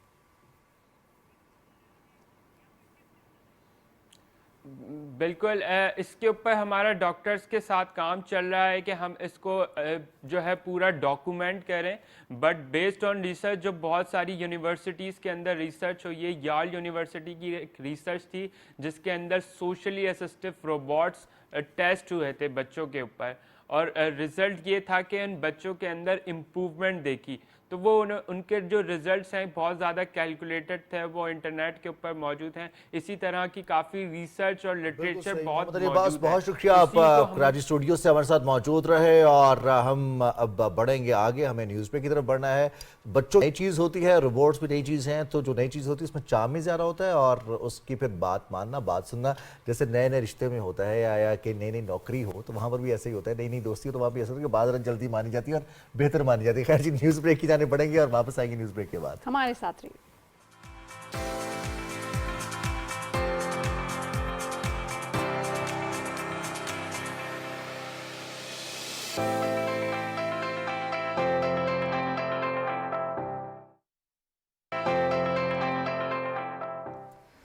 صبح پاکستان میں ایک بار پھر آپ کو کہیں گے خوش آمدید, اور خوش آمدید کہنے کے ساتھ ہی آپ کو یاد دلائیں گے ایک بہت بڑا کرکٹ لیجنڈ, ایک بہت بڑا نام شین وارن, جن کو دنیا فانی سے کوچ کیے ہوئے 2 سال گزر گئے ہیں. رضوان, ان کا 15 سال کا بہترین اور بہت ہی باوقار کریئر گزرا. ان کے کریئر کی وجہ سے بہت سارے بلے بازوں کا کریئر ختم ہوا, اور دنیا کرکٹ میں خاص طور پر اگر لیگ سپن کی بات کی جائے, آسٹریلیا جیسی سرزمین پر آسٹریلین وکٹس پر سپنرز کا پیدا ہونا, اور پھر لیگ سپنر کا, گوگلی ماسٹر کا پیدا ہونا, اور اتنے بڑے بڑے بریک کرنا لیگ سپن کہ بلے باز اپنی وکٹیں اپنے سامنے جس طرح سے اڑتے ہوئے دیکھتے تھے اور حیران پریشان ہوتے تھے, اور دنیا کرکٹ کو حیران کیا انہوں نے. آج ان کو اس دنیا سے گئے ہوئے 2 برس ہو گئے ہیں. ان کے کریئر کے حوالے سے, ان کی زندگی کے حوالے سے صبح پاکستان میں ایک رپورٹ ہے, آپ کو دکھاتے ہیں. آسٹریلیا کے لیجنڈری کرکٹر اور مایہ ناز spinner bowler Shane Warne 4 March 2022 کو حرکت قلب بند ہونے کے باعث انتقال کر گئے تھے. میلبورن کے مضافاتی علاقے وکٹوریا میں پیدا ہونے والے شین وارن نے بطور کرکٹر اپنے کیریئر کا آغاز سن 1991 میں کیا اور 2007 تک آسٹریلیا کی ٹیم کا حصہ رہے. انہوں نے 145 ٹیسٹ میچ کھیلے اور 708 وکٹیں حاصل کیں. کرکٹ سے ریٹائرمنٹ کے بعد شین وارن نے باقاعدگی سے کرکٹ مبصر اور خیراتی تنظیموں کے لیے کام کیا. وارن کو کرکٹ کی تاریخ کے عظیم ترین بالرز میں شمار کیا جاتا ہے. 52 سال کی عمر میں اچانک موت نے ان کے مداحوں کو سوگوار کر دیا. کرکٹ کے میدان میں ان کی خدمات کے اعتراف میں بعد از مرگ انہیں officer of the order of Australia کے اعزاز سے نوازا گیا. شین وارن کے کریئر کے حوالے سے ان کی زندگی, جس طرح سے انہوں نے کرکٹ کے ساتھ ساتھ بہت سارے رفاہی کام بھی کیے اور بہت زیادہ کنٹروورشل بھی رہے اپنی زندگی میں, خاص طور پر بلے بازوں کے ساتھ جو 1-to-1 انٹریکشن ہوتا تھا, خاص طور پر اگر کسی بلے باز نے چوکا یا چھکا لگا دیا اور ان کی ایکسپیکٹیشنز کے خلاف تھا, تو ایک وقت تھا جب شین وارن واقعتاً ہی دنیا کرکٹ پر راج کر رہے تھے, اور تب برائن لارا نے جس طرح ان کے اگینسٹ بیٹنگ کی تھی وہ یاد رہے گی سب کو. اور لارا فینس جو ہیں وہ لارا کی تعریف کرتے ہیں, جو وان فینس ہیں وہ شین وان کی تعریف کرتے ہیں. بہرحال جی یہ سلسلہ ہے اور یوں ہی لوگ نام بناتے ہیں, اور اس کے لیے ضروری ہے کہ نام بنانے کے لیے آپ کے پاس کوئی فورس موجود ہو, کوئی ایسی چیز جو آپ کو, کوئی پیشن ایسا جو آپ کو چلائے رکھے آپ کی منزل تک پہنچانے کے لیے. اور انتقال تو ان کا 52 سال کی عمر میں رضوان ہوا, لیکن انہوں نے تھوڑی سی ارلی میں کہوں گی کہ ریٹائرمنٹ لے لی. 2007 میں ہی انہوں نے بین الاقوامی کرکٹ کو خیر بات کہہ دیا. خیر ان کی دوسری برسی پر آپ یہ رپورٹ دیکھ رہے تھے. صوبہ پاکستان میں کچھ دیگر موضوعات کو بھی شامل کرتے ہیں. اچھا جی, پازیٹیو رہنا, پازیٹیو تھنکنگ, مثبت سوچ, مثبت طرز عمل, زندگی گزارنا کتنا اہم ہے, کتنا مشکل ہے, خود کو کیسے مثبت رکھا جائے. اگر ایک شخص کی زندگی میں کچھ بھی مثبت نہیں ہو رہا, نہ کریئر ورک آؤٹ کر رہا ہے, نہ پرسنل لائف ورک آؤٹ کر رہی ہے, نہ آمدن آ رہی ہے. میتھمیٹکس میں تو کہتے ہیں کہ 2 نیگیٹیوز جو ہوتے ہیں وہ پازیٹیو بنا دیتے ہیں. پازیٹیو کیسے بناتے ہیں یہ ہم جان لیتے ہیں نا پھر. ایسا ہوتا بھی ہے حقیقی زندگی میں, یا صرف میتھمیٹکس میں ہی ہوتا ہے؟ کیونکہ میتھمیٹکس کے بارے میں یہ کہا جاتا ہے کہ بہت ساری چیزیں میتھمیٹکس کی ہماری زندگی پر اپلائی ہوتی ہیں. ہم ساری کیلکولیشنز کر رہے ہوتے ہیں, خاص طور پر اب چونکہ مہینے کا بالکل آغاز ہے تو یہاں پر بھی بہت ساری کیلکولیشنز چل رہی ہوتی ہیں. تنخواہ آ گئی ہے, بلز بھی آ گئے ہیں, پیمنٹس بھی کرنی ہے, بچوں کی فیس بھی دینی ہے, پھر جو اخراجات ہیں وہ بھی کرنے ہیں, اور بجٹ جو ہے وہ بنایا جاتا ہے. تو کیلکولیشنز تو ہیں بالکل. اتنی سارے جو پریشرز ہیں, میں نے کہوں گی یہ پریسرز ہیں, ان کی موجودگی میں خود کو پازیٹیو رکھنا, ہر نیگیٹو بات میں سے بھی ایک پازیٹیو اور ایک مثبت پہلو نکالنا تاکہ زندگی خوشگوار ہو سکے اور آپ کے ساتھ رہنے والے لوگ بھی اس مومنٹم کو, اس انرجی کو انجوائے کر سکیں. کیسے رہ سکتے ہیں بھئی ہم پازیٹیو؟ ہم جانیں گے. ہمارے ساتھ موجود ہیں صوبہ پاکستان کے اسٹوڈیوز میں, ہمیں جوائن کیا ہے موٹیویشنل اسپیکر ہیں تصدق گیلانی صاحب. السلام علیکم, تھینک یو فار جوائننگ اس. وعلیکم السلام. اچھا جی, بغیر کسی توقف کے سیدھا ایک سوال ہے جو کہ سننے میں بہت مشکل لگے گا. ہاؤ ٹو اسٹے پازیٹیو, کیسے مثبت رہا جائے؟ بیسیکلی جیسے ابھی ہم نے کہا نا, ایک مثال دی آپ نے کہ جی تنخواہ آ گئی ہے, اب بل دینے ہیں, یہ کرنا ہے, فیسیں دینی ہیں. تو پہلی پازیٹیو نیوز کیا ہے, تنخواہ آ گئی. جی, اگر خدا نخواستہ نہ آئی ہوتی تو وہ لائبلٹیز تو وہیں تھی. ٹھیک ہے, تو اب ہوتا یہ ہے کہ اکثر ہم نا جو گڈ نیوز جیب میں آ جاتی ہے یا اپنے سامنے آ جاتی ہے, جس کو ہم ایکسپیرینس کر لیتے ہیں, اس کو ایک لمحے میں بھول جاتے ہیں. تو ہم کبھی مینجمنٹ کی ٹریننگز میں پڑھا کرتے تھے, انہوں نے کہا جی motivation due to salary raise کتنا عرصہ رہتی ہے؟ سب بتائیں کیا؟ کوئی کہتے ہیں 2 سال, کوئی کہتے ہیں 1 سال. اس نے کہا جی 1 week, بیکاز 1 ہفتے کے بعد آپ نے پلان کر لیا ہوتا ہے کہ آپ نے اس بڑی ہوئی تنخواہ کو خرچنا کیسے, اینڈ دیٹس اٹ. ٹھیک ہے, اس کے بعد وہ موٹیویشن ختم ہو رہی ہے. تو بیسیکلی یہ آپ کی سائیکالوجی ہے جو آپ کہہ رہے ہیں اٹس ناٹ ایزی, یہ آسان نہیں ہے. جیسے آپ میں اکثر کہتا ہوں کہ میڈیکل سائنس میں نا ہیومن باڈی پہ بڑا کام کیا ہے, بڑی ریسرچ کی, یہ دل کے امراض اور باڈی کے اور بہت سارے. لیکن میرا خیال ہے کہیں نہ کہیں شاید اس طرف کم توجہ ہی رہی, وہ تھی ہماری مینٹل ہیلتھ. مینٹل ہیلتھ کی طرف توجہ ہماری اوور آل کم رہی. اور ابھی بھی بڑے ہم ڈینائل میں ہوتے ہیں. کوئی کہے نا کہ آپ سٹریس میں, آپ ڈپریشن میں ہیں, یا خدا نخواستہ آپ کو کوئی ذہنی طور پہ تھوڑا بہت ہیلپ کی ضرورت ہے, تو لوگ کہتے ہیں سوری ایسا کچھ نہیں ہے, ہم سمجھتے ہیں پاگل ہے. تو ایسا نہیں ہے. ہمیں یہ سمجھنا ہے کہ مینٹل ہیلتھ جو ہے نا وہ اتنی ضروری ہے, کیونکہ یہ جو چیز اللہ نے اوپر رکھی ہے نا, یہ پوری باڈی کو چلاتی ہے. بالکل. اگر یہ ٹھیک ہے تو ہو سکتا ہے آپ کو آپ کی جو فزیکل ہیلتھ ہے وہ کمپرومائز نہ ہو. تو اب اس کو رکھا کیسے جائے, جیسے آپ نے کہا. تو جیسے ہم سوچتے ہیں نا کوئی چیز, ہم یہ قلم کے بارے میں, پین کے بارے میں سوچتے ہیں, تو ایک امیج ذہن میں بنتا ہے. آپ غور کریں نا, ایک پین کا امیج بنتا ہے. کسی اینیمل کے بارے میں سوچیں, اس اینیمل کا امیج بنتا ہے, رائٹ. اسی طرح جو چیز آپ سوچتے ہیں ذہن میں اس کا امیج بنتا ہے. اور جو چیز آپ جو تھاٹ پروسیس ہے نا وہ ایسے ان وین نہیں جاتا, اس کی وجہ سے ایک chemical actions and reactions body کے اندر جنریٹ ہوتے ہیں جو آپ کو ایکٹ کراتے ہیں اکارڈنگلی. ٹھیک ہے, تو اتنی اہم ہے یہ سوچ. اچھا, جس طرح ہم پانی گندا ہو نا تو اس کو صاف کرنے کی کوشش کرتے ہیں, فلٹر لگاتے ہیں گھر میں, آج کل تو بڑا وہ ہے نا. اسی طرح کوئی اور کپڑے میلے ہو جائیں اس کو صاف کرنے کی کوشش کرتے ہیں. لیکن ہم یہ ابھی تک نہیں سوچ پائے کہ اگر کوئی ذہن گندا ہو رہا ہے کسی نیگیٹو تھاٹ پروسیس سے, تو اس کو کیسے, اس کو بھی تو صاف کرنا ہے. ادروائز تو وہ پورے کا پورا آپ کی باڈی, آپ کا تھاٹ پروسیس, آپ کے جتنے ایکشنز ہوں گے وہ اس کے انڈر آپریٹ کریں گے. سب تو کچھ وائی کو ناٹ آلودہ کہ ہم کر اس کو صاف کریں, اس کو صاف کرنے پہ ایفرٹ کریں. تو اس کو صاف کرنے کی ایفرٹ جو ہے نا بڑی امپورٹنٹ ہے. اس کا ایک حل تو یہی ہے کہ یار جو چیز آ رہی ہے, اب فار ایگزامپل اگر آپ جا رہے ہیں ایگزام دینے, تو راستے میں آپ نا اکثر اپنے آپ کو پش کرتے ہیں کہ آپ سوچیں جو سبجیکٹ میں نے جا کے جس کا ایگزام دینا ہے میں اس کو ریویو کروں, اس کو ذہن میں دہراتا رہوں. ایسے ہی ہے نا, دیٹ از فورسڈ. گرانی صاحب اس وقت تو زیادہ تر یاد ہے کہ جو ہم نے چھوڑ دیا ہے, جو نہیں پڑھا کہیں وہی نہ آ ہاں, جائے. یہ اب نیگیٹو تھاٹ ہے. اچھا اس میں یہ ہے, وہ میں اس کی مثال بھی ایک دیتا ہوں کہ آپ ہی کی بات کرتا ہوں کہ ہمارے ایک دوست تھے ماشاءاللہ, بہت کامیاب آدمی ہے, میرے کلاس فیلو تھے. تو وہ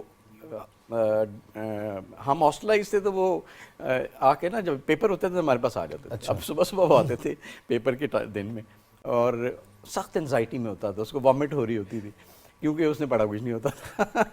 تو یہ ایک علیحدہ چیز ہے. لیکن آپ, میں بتا رہا تھا کہ آپ اس کے بارے میں سوچتے ہیں نا, اس سے مطلب آپ اپنے آپ کو پش کرتے ہیں کہ جو آپ کا آبجیکٹ ہے آج جو آپ نے کرنا ہے اس کے بارے میں سوچا جائے تاکہ وہاں آسانی ہو. ٹھیک ہے, اسی طرح آپ اپنے ذہن کو عام ٹائم پہ بھی ایک خاص ڈائریکشن دے سکتے ہیں جو ہم نہیں دیتے, کیونکہ وہ جب نہیں دیتے تو پھر آپ اپنا کنٹرول دے دیتے ہیں انوائرمنٹ کو, آپ اپنا کنٹرول دے دیتے ہیں ساتھ بیٹھے لوگوں کو, آپ اپنا کنٹرول دے دیتے ہیں نیوز چینل کے اوپر جو کچھ ہو رہا ہے اس کو. تو آپ امپورٹنٹ کیا ہے, کیسے کریں, try to take the control of your thought process which you can do. آپ کر سکتے ہیں. ہاں, ہم نہیں کرتے, یہی ہم آج سیکھیں گے کہ ہم کس طرح سے اس کو کریں, کیسے کریں. تو پہلا ایک اس کا یہ ہوتا ہے نا کہ یو نیڈ, آپ کو سمجھنا ہے کہ آپ کی پاس ایک چوائس ہے. اللہ نے آپ کو ایک چوائس دی ہے. چوائس کیا ہے کہ یہ آج مومنٹ ہے نا, ایک مومنٹ ہے, اس مومنٹ کے اندر میں نے کیسے ریئیکٹ کرنا ہے, یہ میری چوائس ہے. اچھا, یہی مومنٹ بائی مومنٹ اگر میں اپنی چوائس یوز کروں تو یہ آسان ہوتا چلا جائے گا. اب اس چوائس میں یہ ہے کہ اگر کوئی نیگیٹو تھاٹ پروسیس آ رہا ہے جو بڑا نیچرل ہے, آپ کو کچھ کرنے کی ضرورت نہیں ہے, نیگیٹو تھاٹ پروسیس آتا چلا جائے, جب لیزی مائنڈ ہوتا ہے نا, جب آپ کچھ نہیں سوچ رہے ہوتے, تو سب سے پہلے اس کو کرنا ہے ریجیکٹ. نیگیٹو تھاٹ پروسیس کو کرنا ہے ریجیکٹ. آپ نے فلٹر لگانا ہے نا, پانی صاف کرنا ہے نا, تو فلٹر تو لگانا پڑے گا. اگر آپ کہیں میں فلٹر بھی نہیں لگانا, انہوں آن دیو اور پھر میں اس کو کیسے کروں, ایسے نہیں ہوگا. تو پہلے اس کو ریجیکٹ کرنا ہے. یہ نیگیٹو تھاٹ پروسیس کوشش کرنی ہے. آپ جب آپ کو ہوش آ جائے, سمجھ آ جائے یار یہ نیگیٹو چیز ہے, یہ مجھے نا خراب کرے گی, مجھے انزائٹی دے گی, جیسے ہی سمجھ آئے اس کو ریجیکٹ کریں. اور اس کے بعد آپ کو پتہ ہونا چاہیے کہ آپ زندہ ہیں اس وقت, اس مومنٹ میں آپ زندہ ہیں. زندہ ہیں تو آپ نے پانی کے دھارے کے ساتھ نہیں بہنا, آپ نے ڈوبنے کا آپشن نہیں آپٹ کرنا. آپ کے اندر اللہ نے ایک ایگریشن, نیچرل ایگریشن پیدا کی ہے, اس کو آپ نے یوٹیلائز کرنا ہے. نیچرل ایگریشن کیا ہے, وہ یہ ہے کہ چھوٹا بچہ جو ہے نا, بہت ہی ماں کے پیٹ سے جب نکلتا ہے, تو کچھ بچے جو کہ پری میچورڈ ہوتے ہیں, اگر آپ دیکھیں خدا نہ خواستہ ان کو وہ سونے نہیں دیتے, کیونکہ وہ سو گیا تو وہ سروائیو نہیں کر پائے گا. اس کے اندر جو نیچرل انسٹنکٹ اللہ نے ایگریشن کا ڈالا نا, ٹو سروائیو, اس کی وجہ سے بچہ سروائیو کرتا ہے. سیم گوز فار اس.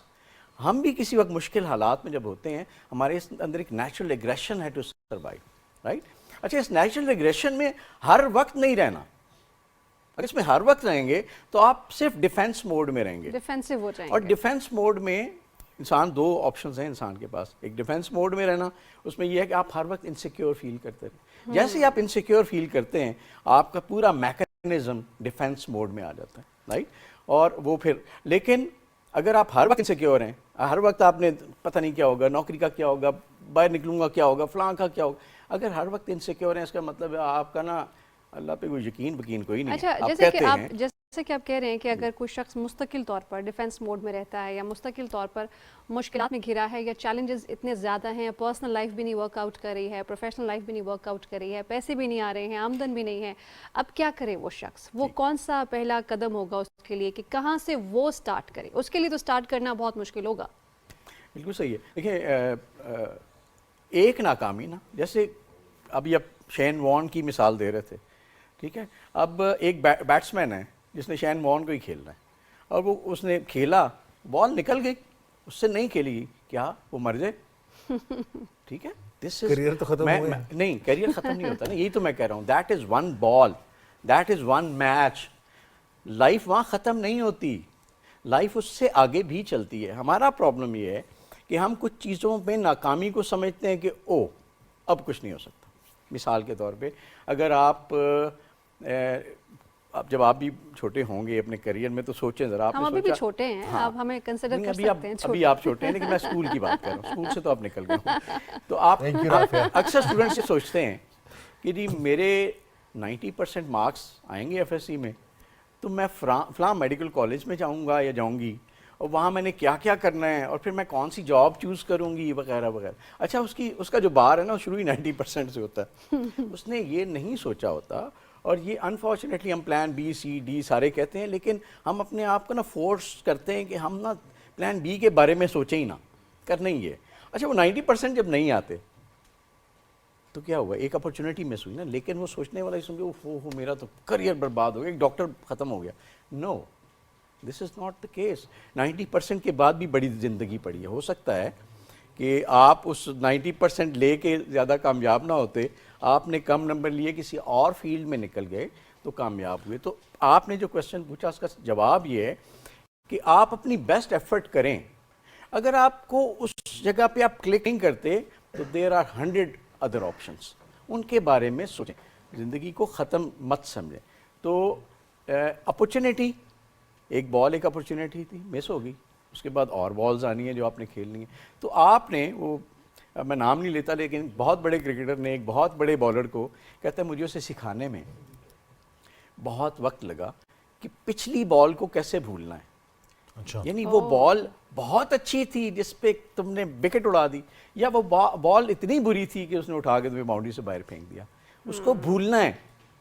بھولو گے, کیوں بھولنا ہے؟ کیونکہ جو اگلی بال تم نے کرانی ہے اس پہ فوکس کرنا ہے. لیکن صدق گیلانی صاحب, ہیومن نیچر ہے کہ انسان سیلف وکٹم بہت جلدی اور سیلف پٹی بہت زیادہ فیل کرتا ہے کہ میرے ساتھ ہی برا ہو رہا ہے اور میں کچھ بھی ٹرائی کروں گا تو نہیں ہوگا, سب لوگ مجھے ناکام کرنا چاہ رہے ہیں.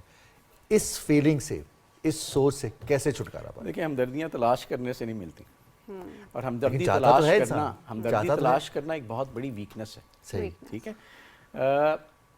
ایک چیز ہم سب نے سمجھنی ہے, اللہ کرے اس پروگرام کو جتنے لوگ دیکھ رہے ہوں توجہ اس بات پہ کریں کہ جب میں نے کہا نا کہ بچہ اپنی سروائیول کے لیے کس وقت جنگ لڑتا ہے, جب اس کو شعور بھی نہیں ہوتا, انسٹنکٹ ہے اس کے اندر, رائٹ. یہی انسٹنکٹ انسان کے اندر رہتا ہے. ہم یہ کرتے ہیں کہ ہم اپنے آس پاس کے لوگوں پہ بڑی امیدیں ڈال دیتے ہیں اور اپنی زندگی کی رسپانسبلٹی بھی ان پہ ڈال دیتے ہیں. وائی؟ مطلب ٹھیک ہے پہلے 7 8 10 سال آپ کو مشکل ہوئی, آپ ڈپینڈنٹ تھے, لیکن میں یہ بیلیو کرتا ہوں کہ جب بچہ بڑا ہو جاتا ہے, ٹھیک ہے, تو وہ اپنے ٹیچرز کو, اپنے پیرنٹس کو, اپنے معاشرے کو بلیم کرنا چھوڑ دے. کیوں؟ کہ اس نے اس کی جو زندگی کی رسپانسبلٹی ہے اس کے اپنے ہاتھ میں, رائٹ. وہ اس نے سوچنا ہے کہ میں اب ایدی صاحب کی اکثر مثال دیتا ہوں کہ ایدی صاحب کراچی میں اس وقت کراچی کے حالات, اگر آپ بہت چھوٹے ہیں اس لیے میں کہہ رہا ہوں کہ آپ کو شاید یاد نہ ہو, لیکن کراچی کے حالات ایسے تھے کہ وہاں روز کچھ نہ کچھ ہوتا تھا, امن و امان کے مسائل تھے, بزنس نہیں چلتے تھے, بہت برے حالات. تو ایدی صاحب اسی کراچی میں رہ کے انہوں نے دنیا کی سب سے بڑی ایئر ایمبولینس سروس بنائی, دنیا کی, امریکہ, یورپ, یہ جتنے بڑے بڑے نام ہیں جن کے نام لے کے ہم نا ڈپریشن کا شکار ہو جاتے ہیں کہ ہم کہاں کھڑے ہیں. اس شخص نے, اللہ نے اس کی مدد کی. آپ جب خود کھڑے ہوتے ہیں نا, جب آپ خود کھڑے ہوتے ہیں پھر آپ کے ساتھ بہت ساری فورسز کھڑی ہو جاتی ہیں, پھر کام ہو جاتا ہے. تو اس حالات میں انہوں نے کر کے دکھایا. بہت سارے لوگ ایسے ہوں گے, بلکہ شاید بہت بڑی تعداد میں لوگ ایسے ہوتے ہوں گے وہاں پہ جو کہتے ہیں کہ یار یہ حالات ہی خراب ہیں, یار یہ مسئلہ ہے, وہ مسئلہ ہے, اور میں کچھ نہیں کر سکتا. Why you? وہی بندہ جس نے چوز کیا کہ میں نے کچھ کرنا ہے وہ کر گیا, آپ نے چوز نہیں کیا, آپ نے نہیں کیا. So you need to choose. اس پوائنٹ سے آگے بڑھیں گے, جیسا کہ آپ کہہ رہے ہیں کہ سیلف بلیمنگ جو سچویشن ہے اسے باہر نکل کے ذمہ داری کو اون کرنے والی سچویشن میں اپنے آپ کو ڈھالنا ہوگا.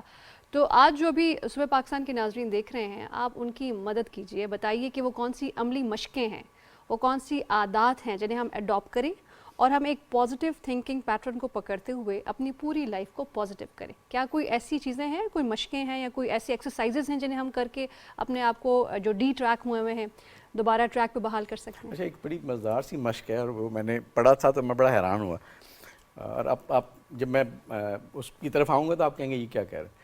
وہ جو نیوی سیلز ہوتے ہیں نا، وہ بڑے اچھے کمانڈو سمجھے جاتے ہیں جی. تو ان کے بارے میں لکھا جاتا ہے کہ ان کو ایک ٹریننگ دی جاتی ہے کہ جب ہر طرف جو ہے نا وہ گولے چل رہے ہیں اور آپ اس کے بیچ میں سے گزر رہے ہیں، رائٹ، تو آپ نے ایک ایکسرسائز کرنی ہے، وہ ہے بریدنگ ایکسرسائز. اور this is a very powerful exercise. Breathing exercise کیا ہے کہ آپ انہیل کرتے ہیں فرام یور نوز جتنا آپ کر سکتے ہیں، but with the mindset. یہ جو چیز ہے نا، اس کو استعمال کریں. آپ سمجھیں کہ آپ کو بہت خوبصورت چیز اپنے اندر لے کے جا رہے ہیں، ٹھیک ہے، اس کو آپ ہولڈ کرتے ہیں 6-7 سیکنڈس کہتے ہیں، بٹ ایز یو کین اتنا ہولڈ کریں. اس کے بعد آہستہ آہستہ اپنے منہ سے اس کو ریلیز کریں. یہ بریدنگ ایکسرسائز اگر آپ 5 منٹ کریں گے نا، آپ ابھی فیل کریں گے you are a different person, ٹھیک ہے. تو وہ ان کو اس سے کہ آپ کے حواس سلامت رہتے ہیں. ہم غلطیاں کیوں کرتے ہیں؟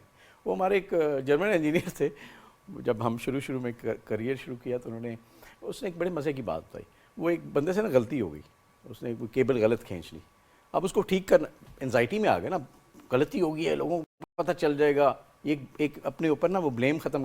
اس نے ٹھیک کرنے کی کوشش کی. اس نے کہا پلیز ابھی چھوڑ دے، ابھی چھوڑ دو. اس نے کہا میں تمہیں ایک ٹیکنیک بتاتا ہوں. اگر آپ سے کوئی غلطی ہو جائے تو سب سے پہلے نا اس کو ٹھیک کرنے کی اس وقت کوشش نہ کریں، ٹھیک ہے. آپ اگر تھوڑا سا ریلیکس ہوں، پانی کا گلاس پئیں، پھر سوچیں اپنی غلطی کی کیا ہے. جب آپ ریلیکس ہوں گے جا کے اس غلطی کو فکس کریں گے. ادروائز اس غلطی کے اندر بہت ساری غلطیاں ایڈ کریں گے. جو آپ نے کہا نا ہر طرف ناکامی ہے، بار بار ناکام ہو رہے ہیں، پیسے نہیں یہ ایکچولی ہوتا یہ ہے کہ آپ ایک انزائٹی کے اندر ایک غلطی کو ٹھیک کرنے کے لیے بہت ساری اور غلطیاں کرتے ہیں، اور جو سچویشن ہے کمپلیکس ہوتی چلی جاتی ہے. جیسے بچے کو آپ ڈانٹ رہے ہیں، ٹھیک ہے. اب بچہ نا کلوز ڈاؤن ہو جاتا ہے، جتنا آپ ڈانٹتے ہیں اتنا کلوز ڈاؤن ہوتا ہے. اچھا ادھر ایگریشن بڑھتا ہے بڑے کے اندر کہ یار یہ بول نہیں رہا، اسے میں کہہ رہا ہوں، وہ ایگریشن اچھا اس کے کرتے کرتے اینڈ اپ کیا، اس نے ایک تھپڑ مار دیا اسے. اب بچہ بھی پریشان ہے، یہ کیا ہوا. بڑا بھی پریشان ہے کہ this was never a part of my plan, میں نے تو نہیں سوچا تھا میں نے اس کو مارنا. بٹ وہ کیا ہوا، ایک ایگریشن بڑھتا گیا. غلطی کو ٹھیک کرنے کے چکر میں نا ہم نے اور بڑی غلطیاں کر دی.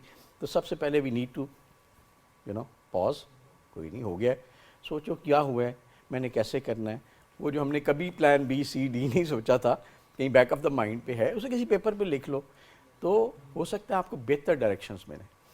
کہیں نہ کہیں آپ نے اس تھاٹ پروسیس میں یہ لے کے آنا ہے، جیسے میں نے کہا نا ہم زندہ ہیں، we are living in a moment. پچھلے مومنٹ میں آپ نے جو سوال پوچھا وہ تو اب ریکارڈ تو ہو گیا لیکن چلا گیا. لیکن اس مومنٹ میں ہم زندہ ہیں نا، اس مومنٹ کا کنٹرول میں نے اپنے ہاتھ میں رکھنا ہے. تو آپ نے جینا ہے، سوچنا ہے، سمجھنا ہے کہ میں بڑا سوچ کے زندگی گزارنی ہے، ایک لمحہ سوچ کے گزارنا ہے. غلطی کب ہوتی ہے؟ جب ہم اس کنٹرول کو، اس مومنٹ کے کنٹرول کو لوز کر دیتے ہیں. بالکل. تو سوچ کے گزاریں اور یہ دیکھیں کہ غلطی ہوگی کوئی بات نہیں، لیکن میرے اللہ نے مجھے پیدا کیا ہے، میرے اللہ نے میرے لیے پلان رکھا ہے. میں نے کوئی اپلیکیشن، آپ نے دی تھی کوئی اپلیکیشن میں نے بھیجو جی میرا بڑی کوئی کمی رہ جانی، ایسا نہیں ہے نا. تو میرے اللہ نے جب مجھے بھیجا ہے اس کے پاس میرا ایک پورا پلان ہے. اچھا پلان کے اندر نا پھر وہی ہے کہ فلو چارٹ ہوتا ہے نا، یس اور نو. تو یس کریں گے تو یہ والا پلان چلے گا، نو کریں گے یہ والا چلے گا. یہ ہو سکتا نہیں ہوتا نا ایسا ہو، لیکن پلان از دیئر. آپ کی جو منفی سوچ ہے نا، جو گدلا پانی یا جو گدلی سوچ ہے، وہ آپ کو آہستہ آہستہ انزائٹی، فیلئر کی طرف لے کے جائے گی، پھر کچھ بھی ورک نہیں کرے گا. تو کیوں نہ میں اس کو چینج کرنے کی کوشش کروں، اس کو ریجیکٹ کروں، اس کو ڈائریکشن دوں کہ میں نے اب ورکنگ انڈر پریشر یا ورکنگ انڈر نوائز کا ایک ہی طریقہ ہے. ایک فارمولا اگر آپ کو میں بتاؤں، وہ ہے نوائز کو فلٹر کرنا.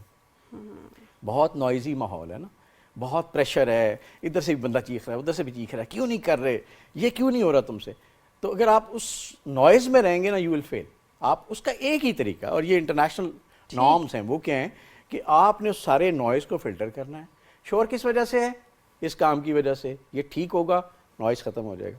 وائی ناٹ کہ میں اس کام پہ توجہ دوں. بہت مشکل کام ہے، بہت مشکل کام ہے اس نوائز کو فلٹر کر کے کام کی طرف توجہ دینا، لیکن جو کرے گا وہ کامیاب ہو جائے گا، نوائز ختم ہو جائے گا. تصدق گیلانی صاحب بہت شکریہ، اور آپ کی ان باتوں سے، اس گفتگو سے یقینی طور پر بہت سارے ہمارے ایسے ناظرین، بہت سارے ایسے سامعین جن تک یہ باتیں پہنچی ہیں، ان کی زندگی میں ودن سیکنڈز، ودن منٹس چینج آتا ہے. اور یہی سوچ کی تبدیلی ہے جو انسان کو آگے بڑھنے میں مدد دیتی ہے. اور ایک سب سے اچھی بات جس نے ہماری زندگی میں بہت زیادہ اثر رکھا ہے وہ یہ ہے کہ کچھ بھی لاسٹ نہیں ہے جب تک ہماری سانس چل رہی ہے، جب تک ہم زندہ ہیں.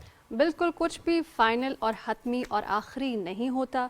जो मेरा ख्याल है पॉजिटिव थिंकिंग के बारे में वो ये है कि दिस मोमेंट इज़ टेम्पररी. ये वक्त गुजर जाएगा, आपने आगे की सोच रखनी है. और हमने जो डिस्कशन किया बड़ा डिटेल, इसका सिर्फ लुबे लुबाब यही है कि you have to stay focused. टुकटुकी बांध कर अपनी मंजिल की जानिब नज़रें लगाए रखिए, बाकी ऊपर वाले के ऊपर भी छोड़ दें और आगे बढ़ेंगे. और कुछ हम ब्रेक शामिल करेंगे. जी, ब्रेक के बाद वापस आएंगे तो कुछ मजीद मौज़ूआत पर और कुछ और मेहमानों से भी आपकी मुलाकात करवाएंगे. हमारे साथ रहिएगा.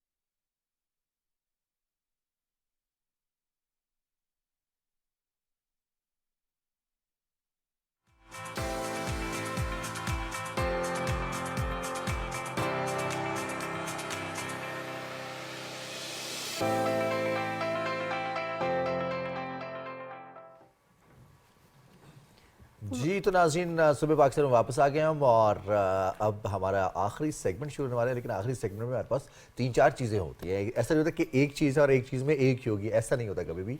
एक ही चीज़ में मुख्तलिफ वेरिएशंस हो सकती हैं. अब आपको सबसे पहले मैं ये बता दें कि एक तो होता है रिकॉर्ड बनाना और किसी एक रिकॉर्ड की वजह से किसी एक का नाम आ जाता है Guinness book of world record में. लेकिन किसी का नाम आता है, इतने ज़्यादा रिकॉर्ड बनाते हैं तो एक अलग से रिकॉर्ड है कि इसने बहुत ज़्यादा रिकॉर्ड्स बना रखे हैं. एक ऐसा एक अमरीकी शहरी है जिसने बहुत ज़्यादा रिकॉर्ड्स तो बनाए, उसकी वजह से अलग से नाम है. लेकिन एक सबसे मुनफरद रिकॉर्ड है, वो है सर के ज़रिए बॉल को बास्केट में डालना. और बिल्कुल सबसे स्ट्रेंज बात यह है कि ये फुटबॉल है, फुटबॉल को पाँव के साथ खेला जाता है, मगर इन्होंने सर की मदद ली है और फुटबॉल को सर से मारकर सीधा डब्बे के अंदर डाल दिया है. ये रियासत है आइडाहो से ताल्लुक़ रखने वाले, इनका नाम है डेविड रश, जिन्होंने सबसे ज़्यादा Guinness book of world record के टाइटल अपने नाम करने की ख्वाहिश में एक और नया रिकॉर्ड भी कायम कर दिया है और 52 फुट 5.9 इंच की दूरी से फुटबॉल गेंद को सर से मारकर डब्बे में डाल दिखाया. और ये देखिए, अगर सर्च किया जाए तो इनके रिकॉर्ड्स कौन कौन से हैं वो खुद भी सर्च करते हैं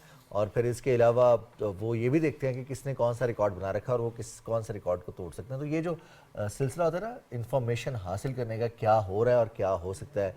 तो अब आपको अगर मज़ेदार सी चीज़ बताएं कि दुनिया में शार्क्स को कहा जाता है कि ये सबसे ज़्यादा ख़तरनाक आबी मखलूक है. मेरी भी ये अंडरस्टैंडिंग थी कि शार्क इज़ मोर डेंजरस, मगर आज कुछ नया हुआ है.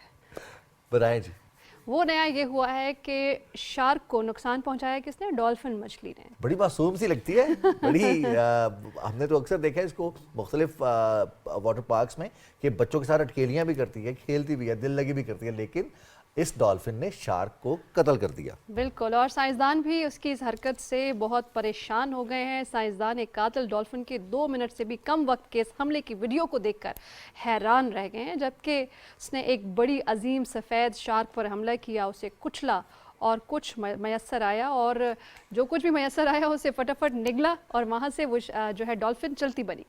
तो ये एक कातिल डॉल्फिन थी जिसके हवाले से हम आपको आगाह करते थे. और अब हम प्रोग्राम में अगले सेगमेंट की जानिब बढ़ेंगे. तो हमारे साथ आज सोमवार है और सोमवार को हमारे साथ हुआ करते हैं मज़हर शहजाद साहब, जो कि ब्लैक एंड वाइट, पेपर तो पिंक यूज़ कर रहे हैं आज, लेकिन ब्लैक एंड वाइट में कुछ बनाएंगे. तो जानते हैं उनसे क्या बनाएंगे? बिल्कुल मज़हर साहब, वेलकम टू द शो. बताइएगा आज आपके जहन में क्या है? माशाल्लाह बहुत अच्छे लग रहे हैं, मैरून. आज मेहमान भी रेड और सारा कुछ माहौल ऐसा बन रहा है, कोई वैलेंटाइन सा माहौल बन रहा है. ये तो बारिश के बाद का असर है ना. हाँ, खिली सी बहार है. मेरे ख्याल से ये 2 दिन के तवील वीकेंड के बाद आपको हर चीज़ बहुत ही ज़्यादा खूबसूरत और वैलेंटाइन वाली फीलिंग्स आपको मज़हर शहजाद साहब लग रही है. फूल भी बड़े रेड खिले हुए हर जगह. जी सर, तो आप जी आज आप अपना काम शुरू कीजिए और तब तक हम बात करते हैं अपने मेहमान से. और मेहमान हमारे साथ मौजूद हैं स्टूडियोज़ में, बहुत ही खूबसूरत सी मुस्कुराहट लेकर मौजूद हैं. तो लेकिन इस मुस्कुराहट के पीछे बहुत मेहनत भी होती है, राज भी होते हैं कुछ, और लोग ये पूछते हैं ना कि जो इतनी मुस्कुराहट आ रही है इसकी क्या वजह है, क्यों इतना मुस्कुरा रहे हो। अक्सर लोग तो ये कहते हैं कुछ छुपाने के लिए मुस्कुराया जा रहा है, और कुछ लोग होते हैं जिनको ये लगता है कि वाकईतन नहीं, हकीकतन में कोई खुश है तो वो इसलिए मुस्कुरा रहे हैं। तो तारुफ करवाते हैं। जी हाँ, तारुफ करवाएंगे। हमारे साथ मौजूद हैं डॉक्टर मनाहिल हारून। हम आपको सुबह पाकिस्तान के स्टूडियोज़ में वेलकम करेंगे। और जैसे कि सुबह पाकिस्तान के नाज़रीन को पता है कि माह मुबारक, माह रमज़ान की आमद है, और जैसे ही माह मुबारक आता है तो सबसे पहला जो थॉट सबके जहन में आता है, क्या खाया जाए, कितना खाया जाए, पकोड़े कंट्रोल किए जाएँ, कचौरियाँ कंट्रोल की जाए, ऑयल को कैसे मेंटेन करें, फ्रूट्स कितने खाएँ। बहुत ज़्यादा ना एक्टिव हो जाते हैं अफ्तार को लेकर। लेकिन एक सवाल तो रहता है, प्यास को कैसे ख़त्म किया जाए, या प्यास को कैसे काबू में रखा जाए पूरा दिन। तो फिर ये ऐसा करते हैं कि रिजवान का ये सवाल सीधा डॉक्टर मनाहिल हारून की जानिब ले जाते हैं, और उनसे हम जानेंगे जी रोज़े रखने हैं हम सब ने, और पूरे रोज़े रखने हैं, तमाम इबादत करनी है, हम कैसे इस प्यास को कंट्रोल करेंगे पूरा दिन जब हम रोज़े से होंगे। अच्छा, उसमें करना ये है कि हम लोगों का मसला ये आता है कि हम लोग पानी का इंटेक बिल्कुल नहीं करते। हमें लगता है हमें इतनी ज़रूरत नहीं है, हम मिल्क और दूसरी चीज़ों से इसको कंप्लीट कर लेते हैं, लस्सी पी लेते हैं। जी, ऐसे ही करते हैं। जबकि हमें चाहिए कि हम अपनी वाटर इंटेक को फुलफ़िल करें। हमने 1 ग्लास ऑफ वाटर ज़रूर लेना है, लेकिन हमारा मसला ये आता है कि हम सारा जो पानी होता है वो सहरी में ही कंप्लीट करने की कोशिश करते हैं। मैंने ऐसे भी लोग देखे हैं, वो बैठे होते हैं, जी हमने 5 ग्लास पानी पी लिया सहरी में, तो बस अब हमें पूरा दिन जो है ना वो प्यास नहीं लगेगी, जो कि सबसे बड़ी मिथ है और गलती है हमारी। हमने अफ्तारी के टाइम पे ही अपना वाटर इनटेक जो है वो फुलफ़िल करना है, और सहरी में आप लोगों ने 2 ग्लास से ज़्यादा पानी नहीं पीना, ठीक है। यानी अफ्तार के बाद 2 ग्लासेस ऑफ वाटर, उसके बाद हम जब तरावी पढ़ते हैं, तरावी पढ़ने से पहले 2 ग्लास पानी पिएं, और तरावी जब आप पढ़ के आ जाते हैं तब आप 2 ग्लास पिएं। इस तरह से आपका 8 ग्लासेस ऑफ वाटर कंप्लीट हो जाएंगे। मसला ये होता है जब हम सहरी में 3 से 4 ग्लास पानी पीते हैं तो वो हमारी किडनी पे अफेक्ट करता है, and it will not help us in our thirst. इसके साथ ही साथ अगर आपसे पानी ज़्यादा नहीं पिया जाता तो जैसे आपने बताया लस्सी का इस्तेमाल आप कर सकते हैं, योगर्ट ले सकते हैं। इसी के साथ साथ आप ऐसी वेजिटेबल्स लें जिनमें वाटर ज़्यादा होता है, जैसे हमारे पास क्यूकम्बर आ जाता है। तो इस तरह करके हम अपनी वाटर इनटेक को फुलफ़िल कर सकते हैं। डॉक्टर मनाहिल, हम डाइट हमारी रूटीन में भी रमज़ान के अलावा भी हम पानी तब पीते हैं जब हमें बहुत ज़्यादा तलब हो रही होती है। समटाइम्स हमें फील होता है कुछ डिसऑर्डर है, कुछ एंजाइटी है, लेकिन जैसे ही पानी पीते हैं तो पुरसुकून हो जाते हैं। तो अब इसके लिए रिमाइंडर होना चाहिए पानी पीने के लिए, या पानी का इंटेक कितना होना चाहिए। वैसे तो डॉक्टर्स कहते हैं 8 ग्लास होने चाहिए, लेकिन हम तो भूल जाते हैं अपने काम में। तो कितना नुकसान है अगर हम पानी नहीं पीते और अगर हम ज़्यादा पानी पी लेते हैं?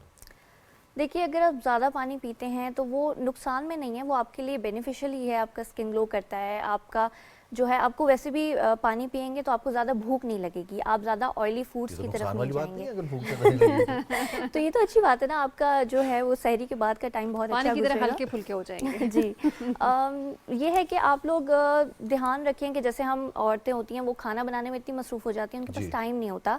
तो आप जब सहरी बना रहे हैं तो आप साथ साथ अपना पानी पीते रहें। फिर सबके लिए सहरी बना लिए, फिर पानी पिएं, ठीक है, 2 ग्लास यहाँ पे हो गए। उसके बाद अफ्तारी के बाद जब आप अपना रोज़ा अफ्तार कर रहे हैं तो डेट्स के बाद आप पानी का इस्तेमाल करें, ठीक है। तो इस तरह से अब ये तो नहीं हो सकता कि हमें खुद से ख्याल आ जाए, तो आप रिमाइंडर लगा लें फ़ोन में। ये एक बहुत अच्छी चीज़ है, हमारे पास टेक्नोलॉजी बहुत अच्छी आ गई है, तो वहाँ पे आप रिमाइंडर लगा लें कि मैंने पानी पीना है, तो उन टाइमिंग्स पे आप इजीली। अच्छा डॉक्टर साहब, एक बड़ा मिसकंसेप्शन है रिजवान कि अगर हम ग़िज़ाओं को उसकी तासीर के साथ जोड़ते हैं, तो सबसे पहले तो आप देखने वालों को ये बताएं कि क्या वाकई ग़िज़ाओं की तासीर ठंडी या गर्म होती है या नहीं है, क्योंकि बहुत सारे डाइटिशियन इस बात पर यकीन ही नहीं रखते कि कोई भी ग़िज़ा ठंडी या गर्म हो सकती है। अच्छा, दूसरा ये कि हम ये जोड़ते हैं कि सहरी का वक्त है तो जी जल्दी जल्दी दही खा लो, तो उसके बाद जो एसिडिटी नहीं होगी, या तुख्म बालंगा पानी में मिलाकर वो पी लो, चिया सीड, तो उससे ये हो जाएगा। या तरतीब, अक्सर ये भी हमने देखा है कि सहरी के वक्त एक अजीब सी सूरत हाल नाज़रीन बनी हुई होती है।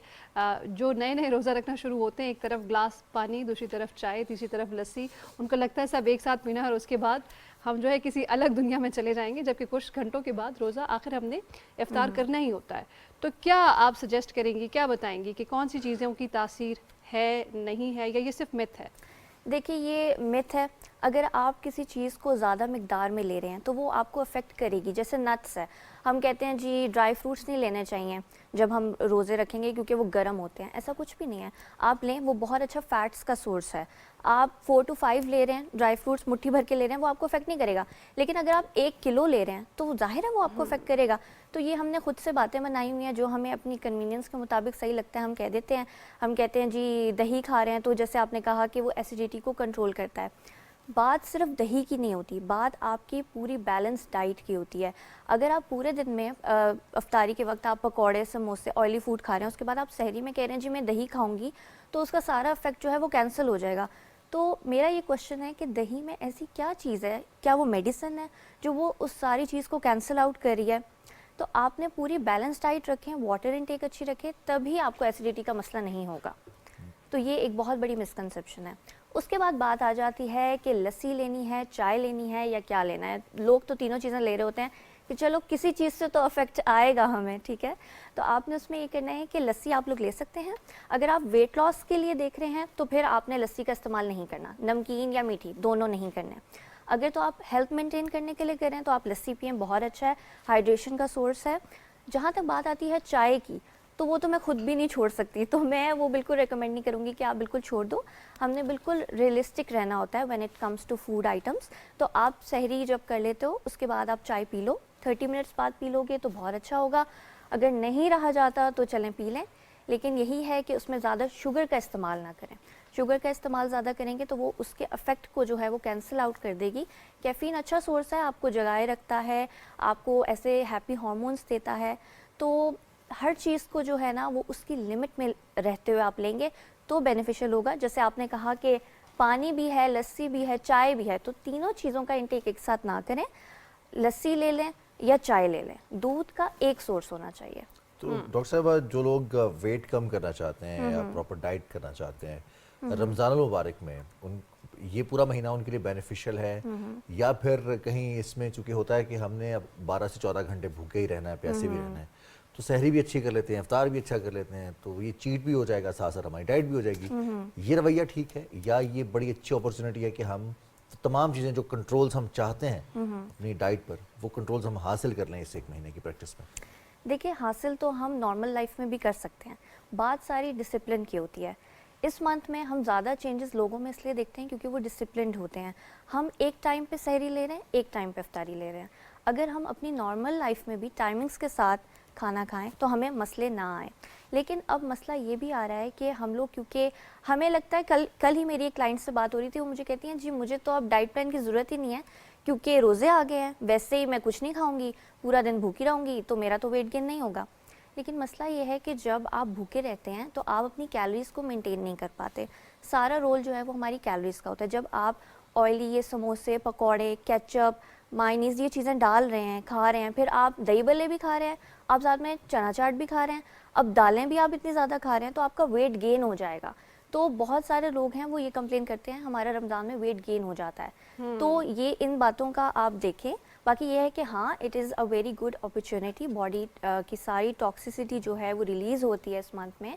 اور میرا یہ کہنا ہے کہ آپ دین پہ زیادہ فوکس کریں, ساتھ میں اپنی ڈائٹ کو بھی لے کر چلیں. لیکن یہ بہت برا کانسیپٹ ہے کہ جی ہمارے عورتیں جو ہیں وہ کچن میں جو ہیں وہ سارا دن کام کرتی رہتی ہیں کیونکہ ہم نے جی افطاری میں ہمیں بھوک لگی ہوتی ہے, ہم سارا دن کچھ کھائیں گے نہیں ہیں بھائی, سموسے مینڈیٹری ہیں, رول مینڈیٹری ہیں, ہمیں افطار پہ نہیں بلاتا تو تعلقات بھی متاثر ہو جاتے ہیں. بالکل. اچھا ڈاکٹر صاحب, یہ بھی آپ سے جاننا چاہیں گے کہ ہمارے پاکستانی معاشرے میں نا جب سے فاسٹ فوڈ انٹر ہوا ہے, بہت زیادہ لیٹ آورس میں کھانے کا ایک ٹرینڈ ہے ینگسٹرز کے اندر, کہ رات کے 2 بجے 3 بجے مڈ نائٹ ڈیلز کو آرڈر کیا جاتا ہے, اسے کھایا جاتا ہے. تو رمضان میں آپ کیا کہیں گی کہ کون کون سی ایسی چیزیں ہیں جنہیں ہم منہا کر دیں اپنے ساری روٹین میں سے, ان کو ایراڈیکیٹ کر دیں تو ہم ایک اچھی روٹین کی جانب بڑھ سکیں گے؟ یہ تو دیکھنے والوں کو پتہ ہی ہے کہ پکوڑے, سموسے اور رول کے اندر کوئی بھی ایسی آپ کے پاس نیوٹریشن نہیں ہے جو آپ کا بلڈ بنا سکے, بلکہ الٹا یہ آلو بلڈ بناتا ہے نہیں.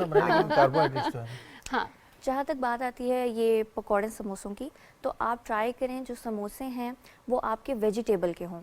اس میں پوٹیٹو کا استعمال نہ کریں, دوسری ویجیٹیبلز کا استعمال کیا جائے. اور جو قیمے کے ہمارے پاس سموسے آتے ہیں نا, وہ مت آپ کریں, اور ڈیپ فرائی نہ کریں. ہاں, ڈیپ فرائی نہ کریں, آپ نے شیلو فرائی کرنا ہے. ڈیپ فرائی جب آپ کریں گے، جیسے آپ کے پاس قیمے کا یا چکن کا جو سموسا ہوتا ہے اس میں آئل ابزارپشن زیادہ ہوتی ہے as compare to the vegetable samosa. تو آپ اب کھانے تو ہر کسی نے، اب ہم یہ نہیں کہہ سکتے ہم سموسے بالکل نہیں کھائیں گے، ہم کھائیں گے، کہہ سکتے ہیں، بس کنٹرول جو ہے نا کنٹرول جو ہے نا وہ بہت کم لوگوں میں ہوتا ہے. تو اس وجہ سے آپ ایئر فرائی لے لیں، اس میں آپ اپنے سموسے بنائیں، وہ زیادہ اچھا آپشن ہے. ایئر فرائی میں آئل کی کوانٹٹی بھی کم لگتی ہے، ایسے ہی اور دوسرا یہ ہے کہ نیوٹریشن بھی برقرار رہتی ہے. تو ڈیپ فرائی کے اندر جب آپ تل کے پکوڑے کھاتے ہیں اور پھر عید آنے سے پہلے آپ کے چہرے کے اوپر جو وہ پکوڑے نکل آتے ہیں تو اس سے بڑا مسئلہ ہو جاتا ہے. پھر کہتے ہیں کہ ہم نے کیا کر دیا اپنے فیس کے ساتھ. ایک چھوٹی سی بات ہے میری، بہت سارے لوگ جو ہیں وہ رمضان المبارک میں سب سے زیادہ بات کرتے ہیں وہ یا تو سحری کی ہو رہی ہے یا افطاری کی ہو رہی ہے. حالانکہ رمضان المبارک میں جتنی رحمتیں برکتیں ہیں وہ ہمارے رویوں کے اوپر زیادہ ڈیپینڈنٹ ہیں کہ ہم جو ہمارے لیے پورے سال میں ایک مہینہ ایسا ہے جس میں ہم یہ دیکھ سکیں کہ اگر خدا نخواستہ کوئی بھوک میں ہے، کوئی پیاس میں ہے تو اس کی کیا تکلیف ہے، کسی کے پاس کوئی چیز دستیاب نہیں ہے تو اس کو کیا تکلیف ہے، تاکہ ہم اس کی تکلیف کو، اس کے درد کو محسوس کر سکیں اور پھر بانٹ بھی سکیں. تو ہم رمضان سے پہلے جہاں اپنی صحت کا بہت زیادہ خیال رکھتے ہیں تو وہیں ہمارے معاشرے میں آس پاس بہت سارے ایسے لوگ ہیں جن کے پاس بنیادی ضروریات کی وہ چیزیں دستیاب نہیں ہوتی. تو ساری نہیں نہ صحیح، لیکن کوشش تو کی جا سکتی ہے کہ ہم کچھ چیزیں ان کو پرووائڈ کر دیں. بالکل. اور یہ دیکھیں میں سمجھتی ہوں نیچرز فینومینا ہے، آپ جو دیں گے وہی لوٹے گا. آپ نعمتیں بانٹیں گے، آپ لوگوں کی مدد کریں گے تو اللہ کی طرف سے آپ کے پاس مدد آئے گی. تو جیسا کہ رضوان کہہ رہے ہیں کہ روزہ صرف یہ نہیں ہوتا کہ ہم نے سحری اور افطاری میں کیا کھانا ہے، ہم نے ایک لمبا سا ڈائٹ پلان بنا لیا ہے کہ ہمیں پکوڑے، سموسے اور فروٹ چاٹ اور یہ اور جوسز، بلکہ آپ دیکھیں کہ جی ہماری نگاہ کا بھی روزہ ہے، ہمارے کان کا بھی روزہ ہے، ہماری گفتگو کا بھی روزہ ہے. روزہ جو ہے جسم کی بالیدگی ہے، ٹھیک ہے، اور انسان کے جسم کو پاک کر دیتا ہے تمام تر برائیوں سے. تو یہ دیکھنا چاہیے کہ ہم نے کتنے اچھے طریقے سے اپنا جو ہے ماہ رمضان گزارا ہے، کتنی عبادات کی ہیں اور اس سے کتنی زیادہ ہم نے ایک پازیٹیو انرجی لی ہے. تو ڈاکٹر منائل، عام دنوں میں اب رمضان میں ایک ہفتہ ہے، ایسا نہیں ہو سکتا کہ ہم ایک دن اچانک اٹھیں اور صبح سحری کریں اور پھر پورا دن بھوکا رہے. تو ہمیں پری رمضان ایک ہفتہ پہلے اس کی تیاری شروع کر دینی چاہیے، چونکہ ہماری باڈی ابزارب کرتی ہے، گین کرتی ہے، لوز کرتی ہے، ہماری روٹینز میٹر کرتی ہیں. جیسے عید کے دن ہمیں ایگزیکٹ سحری کے وقت بھوک لگ رہی ہوتی ہے، ایگزیکٹ افطار کے وقت بھوک لگ رہی ہوتی ہے. تو وہ یہ ٹائمز ہیں کہ ہم اس کی تیاری کر سکتے ہیں پہلے، یا پھر یکم رمضان سے ہی چاند نظر آنے کے بعد ہی شروع کریں. کیا اب سحری بھی ٹکا کے اور افطاری بھی؟ آپ لوگ کلین ایٹنگ سے سٹارٹ کریں، آئلی فوڈز اوائڈ کریں، جنک اوائڈ کریں، تھوڑا روٹی، پراٹھے، ان چیزوں کی طرف آئیں. اپنا بریک فاسٹ ہیوی کریں، اور جو آپ کا لنچ اور ڈنر ہوتا ہے وہ بھی تھوڑا تھوڑا رکھیں. اپنی کیلریز پہلے سے لکھ لیں، اچھا میں نے 1200 میں رہنا ہے، 1300 میں رہنا ہے. پھر انہی کیلریز کو آپ جو ہے وہ اپنی جب رمضان آئے گا تو فالو کریں. تو یہ ایک بہت اچھا ٹائم ہے جو ہمیں مل رہا ہے اس سے پہلے. تو جو لوگ سمجھتے ہیں کہ ان کو بڑی بھوک لگتی ہے، ان کا جو روزہ ہے وہ اس طرح سے اچھا نہیں گزرتا، تو وہ اس کی پہلے سے پریکٹس کر سکتے ہیں اس طرح سے چیزوں کو اوائڈ کر کے تھوڑا. ٹھیک ہے. اچھا، افطار کے بعد اکثر لوگ یہ کمپلین کرتے ہیں رضوان کہ ہمیں ڈنر میں بھوک نہیں لگتی، تو افطار کے بعد ڈنر بھی ہوتا ہے؟ واہ. اور اکثر لوگ یہ بھی کہتے ہیں کہ جی ہمیں سحری تک بھوک نہیں لگتی. تو وہ کون سی غلطیاں ہیں جو افطار میں کی جاتی ہیں کہ آگے بھوک ہی مر جاتی ہے؟ دیکھیے میں آپ کو ایک بہت اچھا پیٹرن بتاتی ہوں کہ افطاری کرنی کس طرح سے ہے. ٹھیک ہے، آپ نے پہلے نیم گرم پانی پینا ہے، ٹھیک ہے، اس کے بعد آپ 2 کھجوریں اپنی لے لیں. اس کے بعد آپ اپنا فروٹ باؤل لے لیں، جو فروٹ چاٹ آپ لیتے ہیں، یا پھر آپ 2 فروٹس کا استعمال کر لیں. اس کے بعد آپ نے اپنی نماز پڑھ لینی ہے. اس کے بعد آپ ڈنر کریں سیدھا. یہ جو پکوڑے، سموسے، چنا چاٹ، پتہ نہیں کیا کیا آ جاتا ہے، اس کو آپ کینسل آؤٹ کر دیں، اور آپ نے جو ہے نماز کے بعد آپ اپنا ڈنر کریں. جیسے روٹی ہوتی ہے یا چاول ہو گئے، اس کے ساتھ پروٹین سورس رکھیں تاکہ آپ فلفل رہیں. اب مسئلہ یہ آتا ہے کہ اس کے بعد جن لوگوں نے جاگنا ہے وہ کیا کریں. تو آپ لوگ فروٹس کا استعمال کریں، ٹھیک ہے. جیسے ساری رات ہمارے پاس ہوتی ہے، آپ کبھی ایپل لے لیے، کبھی ایلمنڈس لے لیے، ڈرائی فروٹس کا استعمال کر لیا، اور اس کے بعد پھر ہماری سحری آ جاتی ہے. اب مسئلہ یہ ہے کہ جو سارا کھانا ہوتا ہے نا، جیسے آپ کہہ رہے تھے کہ ڈنر بھی کوئی چیز ہوتی ہے، تو وہ جو ڈنر کوئی چیز ہوتی ہے وہ سب لوگ جو ہیں وہ 10 سے 12 بجے تک لے رہے ہوتے ہیں. افطار میں ڈنر افطار کرنے کے بعد اور اتنا سارا. اچھا، کچھ لوگ ہیں جو ڈائریکٹ افطار کے وقت روزہ کھولتے ہیں پانی سے یا کھجور سے، اور اس کے بعد وہ کھانا ہی کھاتے ہیں، اس کے علاوہ باقی لوازمات نہیں ہوتے. زندگی میں اتنی سادگی بھی ہونی چاہیے کہ ہمارے کھانے کا اوقات ہے تو پھر وہ کھانے کے اوقات ہی ہے.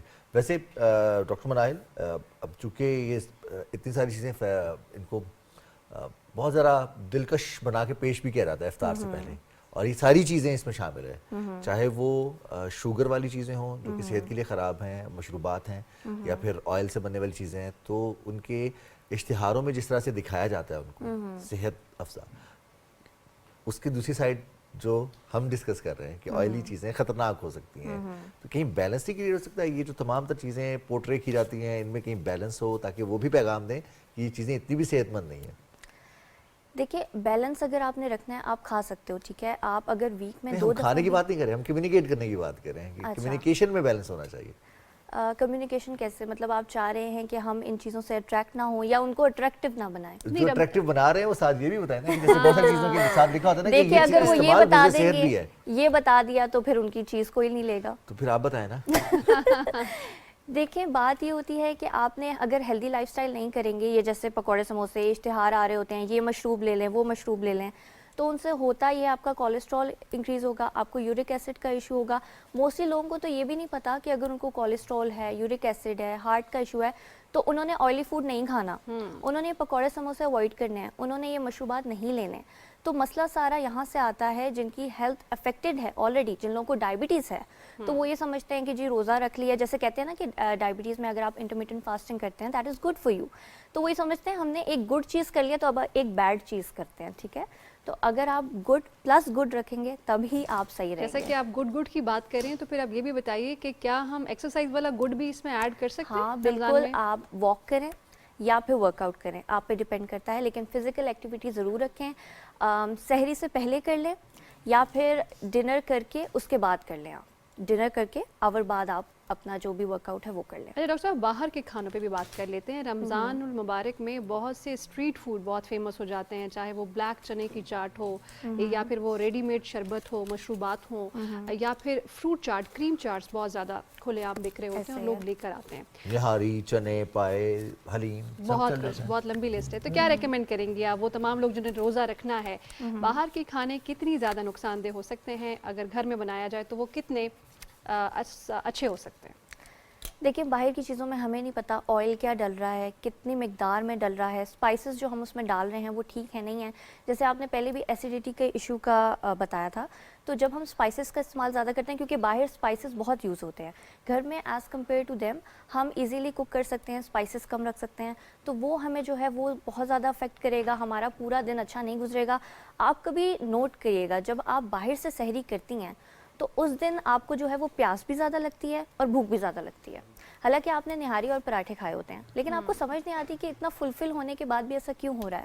تو وہ اسی لیے کیونکہ اس میں اسپائسز زیادہ ہے, آئل ٹھیک استعمال نہیں ہوتا, اور یہی چیزیں ہیں جو باہر کے کھانے کو جو ہے وہ ہمارے لیے اچھا نہیں ثابت ہوتی, کیونکہ اس کے بعد وہی جیسے ہمیں ڈیزیزز ہیں وہ مزید ہمارا طبیعت خراب ہو جاتی ہے, اور شوگر انٹیک اور یہ ساری مسئلے جو ہے نا بس وہ ہو جاتے ہیں. امی کی دعائیں بھی تو شامل ہوتی ہیں نا, باہر سے کھاؤ گے تو پھر ایسے ہی کرو گے نا, گھر کا بنا اچھا نہیں لگتا تو یہی ہوگا نا. لیکن باہر کا جیسا بھی آئل ہو, جیسے بھی مسالے ہو, مزیدار بہت ہوتا ہے اور اچھی نہیں ہوتی. تو مظہر صاحب ہمارے ساتھ موجود ہیں اسٹوڈیوز میں, مسکرا بھی رہے ہیں. کھانے پینے کی ڈاکٹر مناہل بھی اور آپ سب کھانے پینے پہ زور تھا. وہ بھائی جو ابھی رمضان شروع ہوا ہے اور کیلا کہاں پہنچ گیا, ٹھیک ہے جی, جو 110-20 کا ہوتا تھا 200-250 ساری چیزیں, اب دیکھیے گا کیا آگے آگے کیا ہوتا ہے. تو جو موجودہ نئی حکومت آئی ہے اس کا سب سے پہلا کام یہ ہے کہ اس بڑے جین کو کسی طرح اس بوتل میں واپس ڈالیں اور کم از کم مہنگائی پہ کنٹرول کریں, یہ بہت ضروری ہے. اور انشاءاللہ یہ ہوگا بھی, اور کل انشاءاللہ ہوگا, ہمیں توقع ہے. اور مریم نواز صاحبہ نے بھی کہا ہے صوبائی سطح پر بھی اس پر اقدامات ہو رہے ہیں. بہت شکریہ مظہر شہزاد صاحب, آپ کا بڑا شاندار پیغام ہے, اور انشاءاللہ اس کوشش میں ہمیں بھی بطور معاشرہ اور بطور اکائی ہمیں بھی حصہ ڈالنا ہے.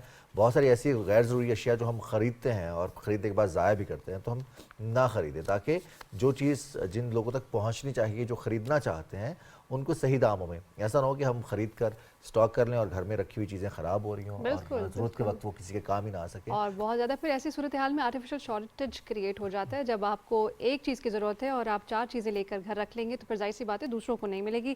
ڈاکٹر مناہل ہارون, آپ ہمارے ساتھ ہیں, آپ نے ہمیں وقت دیا اور بہت مزے کی نیوٹریشن سے ریلیٹڈ باتیں کی, اور یہ بتایا کہ کیا کھایا جائے, کتنا کھایا جائے اور کب لگ تو ایسا کچھ نہ کھائیں. جی مظہر شہزاد صاحب آپ کا بہت شکریہ, ڈاکٹر مناہل آپ کا بھی بہت شکریہ, اور ناظرین آپ کا بھی بہت شکریہ, آپ صبح پاکستان میں ہمارے ساتھ رہے.